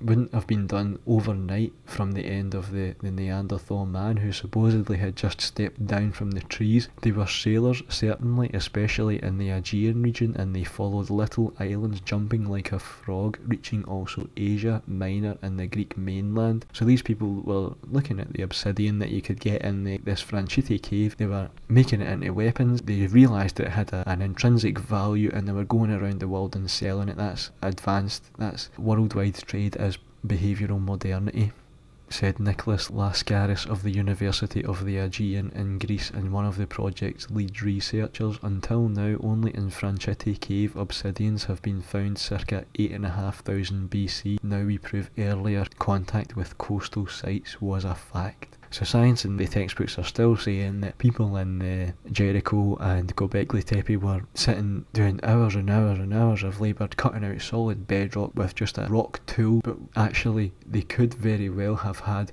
access to obsidian by worldwide trade from this Greek island, and we've got evidence of that 15,000 years ago. Just because we've got evidence of it doesn't mean that it's the last example. There could be examples going even further back into the past, but we just don't know about it. That's what obsidian looks like, and again on the Mohs scale there, it's a 5 to 6 on the Mohs scale, so it can cut limestone. That's what obsidian blades would have been looked like when they were fashioned into blades, and it does still look rudimentary, but this is examples of Aztec, some of what the Aztecs done. Arrowheads there, it's very sharp, it will cut you. It looks a bit crappy, I admit, but according to the Mohs scale, this stuff will cut you bad. And I wanted to show you more how advanced some of the blades could have looked. It looks rudimentary and primitive when you see it like that, but this is what it could very well have looked like. This is an example of Aztec blades. See, if someone stabbed you with that, you're a goner, same as a knife, and there's a sacrificial one that was invented for a specific reason, so very cool. If you're a man who's not long after the Neanderthals and you've got that, and you've got baskets, and you've got a homestead, and you've got a family, and you know about astronomy, you're studying the stars, you're studying chemistry, there's a blacksmith in your town, in reality, how different is your life to a modern human? It's not. And that's an example of something like, it's like an axe kind of thing, and it's got obsidian coming out of the side of it. That's it there. So that's the type of weapons that you could have. If someone whacks you with that on the head, you're definitely going to feel it. And there's an example of cutting up a sacrificial thing using those axe type things. So these are pretty cool weapons, although the actual remnants of obsidian looks rudimentary like that. The actual reality is, in reality, they could have been very, very cool, and a lot of them were. Okay, so I wanted to show you about Madagascar, right? Remember when I told you that the Aborigines had went from Polynesia to Australia, or from Australia to Polynesia, whichever, and it was like 400 odd miles that they went in a boat 40,000 years ago? Well, actually, the Aborigines are the original settlers of Madagascar, and they did that 350 years before Christ. So the first archaeological evidence for human foraging on Madagascar dates to 2000 BC. Human settlement of Madagascar occurred between 350 BC and 550 years after Christ by Austronesian peoples arriving on outrigger canoes from Borneo. These were joined around AD 1000 by Bantu migrants crossing the Mozambique Channel from East Africa. So the Aborigines were so successful that they colonised Madagascar before the East Africans did, and they did it by getting there by outrigger canoes. So when we're talking about the obsidian and being a worldwide trade from Greece, I'm basically proving to you here that that is actually possible. This is an outrigger canoe. This is what Aborigines use as an outrigger canoe. That's an outrigger canoe. That's an outrigger canoe, okay? So these people travelled from Indonesia to Madagascar, the Aborigines, 250 years before Christ. Okay, so that's not thousands of years into the past, but they're using very, very rudimentary tools to do what they actually did in history, and it is a massive, massive achievement. And it's 7,697 kilometres that they went in these outrigger canoes, so I'm proving to you that you can actually navigate the seas in rudimentary things, so there's no reason for us to think that the so-called Neanderthal man didn't master the seas. So 7,697 kilometres is 4,782 miles. This is what the Aborigines achieved. The distance, to get a figure of that, the distance of America from coast to coast is only 2,092 miles. So 2,092 miles doubled is 4,184. So the Aborigines travelled more than double the length of America in outrigger canoes on the open ocean. And that is, quite frankly, a stunning achievement, and I'm just letting you know that it is possible that primitive man had also mastered the seas and that he did have worldwide trade. We've got evidence of worldwide trade now, indirect evidence of worldwide trade, because the Göbekli Tepe people and the Walls of Jericho people were quarrying their stone, and they were cutting their stone to a highly distinct level, and we've now got evidence of obsidian being mined in the Aegean 15,000 years ago, and then that becoming a worldwide trade. So I'm explaining to you that that actually is possible using rudimentary tools. The world's oldest temple may have been a cosmopolitan centre. Ancient blades made of volcanic rock that were discovered at what may be the world's oldest temple suggest that the site in Turkey was the hub of a pilgrimage that attracted a cosmopolitan group of people some 11,000 years ago. This is Göbekli Tepe again. The researchers matched up about 130 of the blades which would have been used as tools with their source volcanoes. Finding people would have come from far and wide to congregate at the ancient temple site Göbekli Tepe in southern Turkey. So people who had obsidian tools were going to Göbekli Tepe to have spiritual enlightenment, and the blades are made of obsidian and a volcanic glass rich with silica, which forms when lava cools quickly. The research was presented in February at the 7th International Conference on the Chipped and Ground Stone Industries of the Pre-Pottery Neolithic in Barcelona. So just because man was living in the ancient past, we're only now starting to piece together that he had worldwide trade, he had obsidian, he had glass tools, he probably had metal tools. But the linear thing about evolution isn't really wanting to highlight any of this, because they don't want the ancient man to have been behaviourally modern. They prefer that the ancient man was an intermediate species between coming down from the trees and becoming the modern man. But I'm trying to prove to you there never was an intermediate species. Man has always been modern. I'm now giving you examples of worldwide trade of glass, obsidian, which could have cut the stone at Göbekli Tepe. And as I'm saying, you don't just invent a place like Göbekli Tepe. It takes hundreds of years for you actually to achieve that. There's lots of things that you would have to have before you could have a Göbekli Tepe. You would have to have a settled society, you would have to have a priest class, you would have to have people who are interested in spiritualism. Being interested in spiritualism and religion is behaviourally modern. All these things, worldwide trade, sailing on the open ocean, it's all things that are behaviourally modern. No other animal looks out onto the open ocean and thinks, I can go out there, I can take a boat out there, I can master that environment. No other animal has the capacity to think like that. But science is saying that the Neanderthal man was a completely different species to human. I'm telling you, that never happened. The oldest obsidian bracelet reveals amazing craftsman's skills in the 8th millennium BC. Researchers from the Institute of Anatolianes in Istanbul and the Laboratory de Tribologie have analysed the oldest obsidian bracelet ever identified, discovered in the 1990s. Having jewellery is also a form of behavioural modernity. Being interested in adorning yourself in jewellery and taking interest in your appearance is behaviourally modern. No other animal looks at itself in the mirror and thinks, wow, how can I make myself look more beautiful? No other animal has the capacity to do that. Only a human can do it, and humans are defined by behavioural modernity. So as soon as you're a human, you're interested in beauty and all these various things that I'm talking about.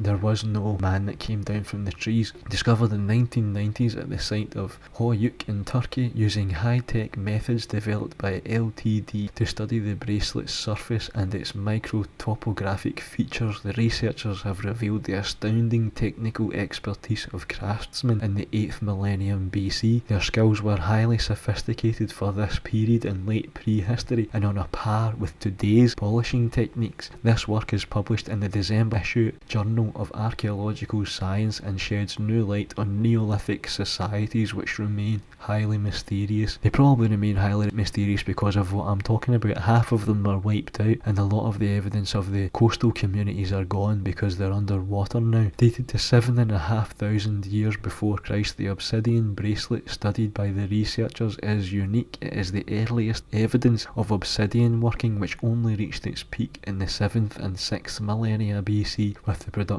of all kinds of ornamental objects including mirrors and vessels. It has a complex shape and a remarkable central annular ridge. It's 10 centimetres in diameter and it was discovered in 1995. Researchers at the colleagues analysed the bracelet using extremely powerful computer technologies developed by LTDS researchers Zuhani and Varugli, developed for industry in order to characterise the orange peel effect on painted car bodywork. These methods, known as multi-scale tribological analysis, have been adapted for the study of microtopographic features on archaeological artefacts. They seek to identify every single operation performed on the surface of these objects. This process has revealed that the bracelet was made using highly specialised manufacturing techniques. The analysis carried out showed that the bracelet was almost perfectly regular. The symmetry of the central annular ridge is extremely precise to the nearest degree and nearest 100 micrometers. This suggests that the artisans of the time used models to control its shape when it was being made, and this is 8,000 years before Christ, and this is supposedly before the invention of the wheel. The surface finish of the bracelet, which is very regular, resembling a mirror, required the use of complex polishing techniques capable of obtaining a nanometer scale surface quality worthy of today's telescope lenses. So what they were doing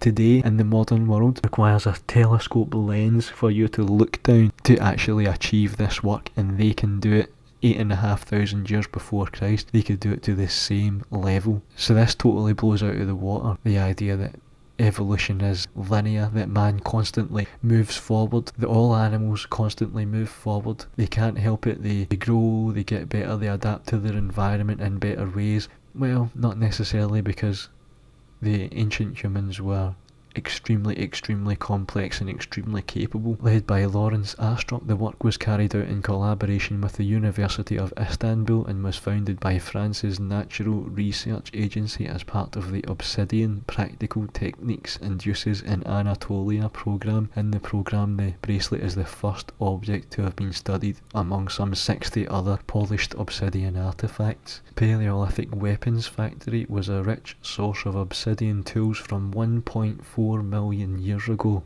So they're finding evidence now that obsidian, they were mining obsidian. As I'm explaining to you, obsidian is a 5 on the Mohs scale, so it can cut stone. It is a very dangerous weapon. Scientists call Mount Arteni in Armenia an extinct volcano that has rich deposits of obsidian, a Stone Age weapons factory, they say, from about 1.4 million years ago. So that's older. Humans were manipulating obsidian and creating it into weapons, and they had the intelligence to analyse that 1.4 million years ago, which is much older than the supposed earliest form of man. The earliest form of man, the scientists and textbooks will tell you, is 200,000 years ago. But we've got examples of humans having so much knowledge about their environment that they're going to places where obsidian forms, and they've got a factory of weapons and probably jewellery and things like that as well. Homo erectus people and later Homo sapiens made obsidian tools, they are numbering in the millions. I have little doubt that members of the genus Homo were using Armenian obsidians for as long as both were around. So that means that Ellery Fram doesn't actually believe in evolution then, because if he's saying that for as long as humans have been around they've been manipulating obsidian for their own personal uses, then that means that man has always been behaviourally modern, and as I'm explaining, there is no intermediate species. Homo erectus fossils were found in 2013 relatively close by in Georgia. Scientists said these were the earliest human fossils found outside of East Africa, dating back 1.8 million years. Armenian archaeologist Boris Kasparian told National Geographic Mount Arteni was a gigantic open-air workshop where innumerable arrowheads, spearheads, hand axes, blades, scrapers and chisels were made. These tools circulated through an exchange route that predate by millennia the oldest known formal trade activity. So if they were making chisels, then they probably did have the intention to manipulate stone. You could easily manipulate stone with an obsidian chisel. In fact, obsidian is such an excellent material that some surgeons actually still use obsidian scalpels. And also we've got examples of a trade route here. 1.4 million years ago we've got examples of humans manipulating their environment for their own needs and having a trade route, which again is behavioural modernity if you've got examples of worldwide trade. Equipped with new technology that can precisely identify the origin of obsidian tools, even down to a single lava vein in a specific volcano, scientists have come to believe that Arteni was a central component in what amounts to a far-reaching Paleolithic arms industry. Its products have been traced north over the Caucasus to present-day Ukraine and west across Anatolia to the Aegean. So there we've got now obsidian. When I was saying to you that the Aegean, people using obsidian in the Aegean, there's evidence that they had worldwide trade from there by skipping on the Mediterranean islands and then going on into Asia. We've now actually got evidence of that happening 1.4 million years ago. Worldwide trade is behaviourally modern, and so is hunting for large game. So if you're hunting for large game, then you're going to want an obsidian blade. So they were transporting this stuff 1,600 miles away and selling it. I mean, this is a real big slap in the face to the evolution model. Estimates of Arteni's output are staggering. Active production is thought to date back to the Lower Stone Age, when the region's first skilled artisans were early Neanderthals. Their successors mined the same materials up to 1000 BC. Gasparian and his Armenian associates, along with their American, Japanese and European collaborators, have harvested thousands of Paleolithic tools at Arteni and other local sites. Gasparian said that through the ages, people both pre-Homo sapiens and sapiens produced millions of tools at Mount Arteni. He said it is impossible to count the number. Because Armenia was a Soviet satellite, archaeology work stopped for a time near the end of the collapse of communism in Europe. By 2011, archaeologists were finding 500 pieces of worked obsidian per day in Armenia. This is gangster. This is very, very gangster. These people were doing all the things that I mentioned previously: worldwide trade, masters of their environment, having the ability to look at something and realise how hard it is, what you can do with it, creating blades with it, creating tools. This isn't easy. This isn't easy to do. A Neanderthal couldn't do it. Only a modern human can do it. But the very fact that these people are doing this means that they cannot be classed as Neanderthals, because Neanderthals weren't behaviourally modern according to science, and they were a completely different species. If you're behaviourally modern, it doesn't matter what you look like, you're a human. If a computer could do all the things that a human could do, you could say that it was behaviourally modern. If an alien came down and it could do all the things that a human could do, it would be considered behaviourally modern. If an animal could somehow do all of the things that a human can do, it would be considered behaviourally modern. Guess what? Neanderthal was human because he was behaviourally modern. They know the obsidian found more than 1,000 miles away is from Arteni. From chemical traces in the mineral, scientists can even tell which seam the stone came from. So obsidian that was made at Arteni and quarried there and cultivated there and shaped there found its way 1,500 miles away. So this is how to cut and polish obsidian, just to give you a clue about how complex it is. Obsidian is a natural glass formed from volcanic activity in the same way as granite. So in the modern times, this is how we polish obsidian, and we have examples as I showed you in that bracelet. How long was that bracelet ago? 8,500 years ago. So they're saying that 8,500 years ago people had the same skills as what they have now, even as much as down to the telescopic lens. So this is what they do in the modern times to shape obsidian. This is how they polish it with that kind of machine there. This is how they slice it. They slice it with a diamond saw.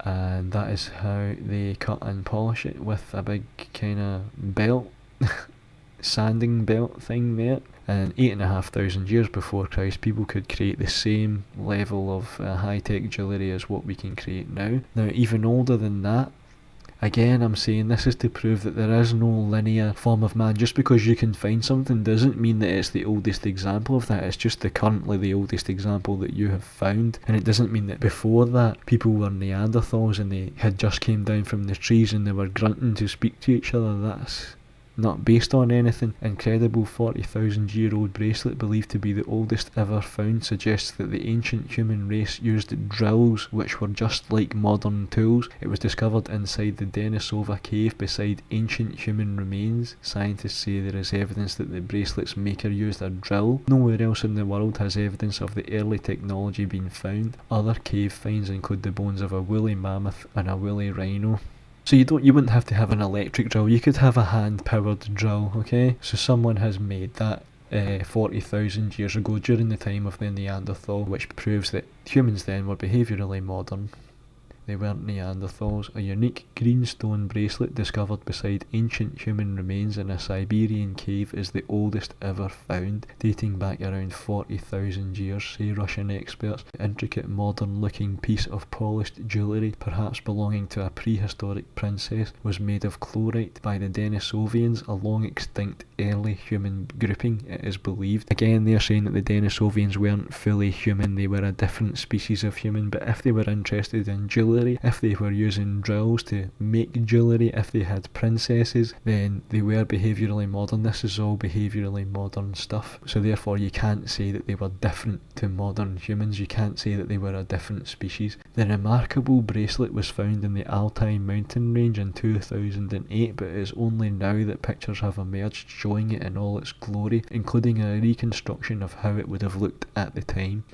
Experts who have spent years examining the bracelet say evidence suggests it was an exceptionally rare item of the era and likely held great significance for the wearer. In addition, the level of skill and expertise required to create the piece has led to speculation that these earliest humans were more technologically advanced than previously thought, with the Denisovians seemingly more skilled than Homo sapiens or Neanderthals. So now all of a sudden an ancient human species is more skilled than the Homo sapiens, which is what you and I supposedly are. Scientists found that a hole had been drilled in part of the bracelet with such precision that it could only have been done with a high rotation drill similar to those used today.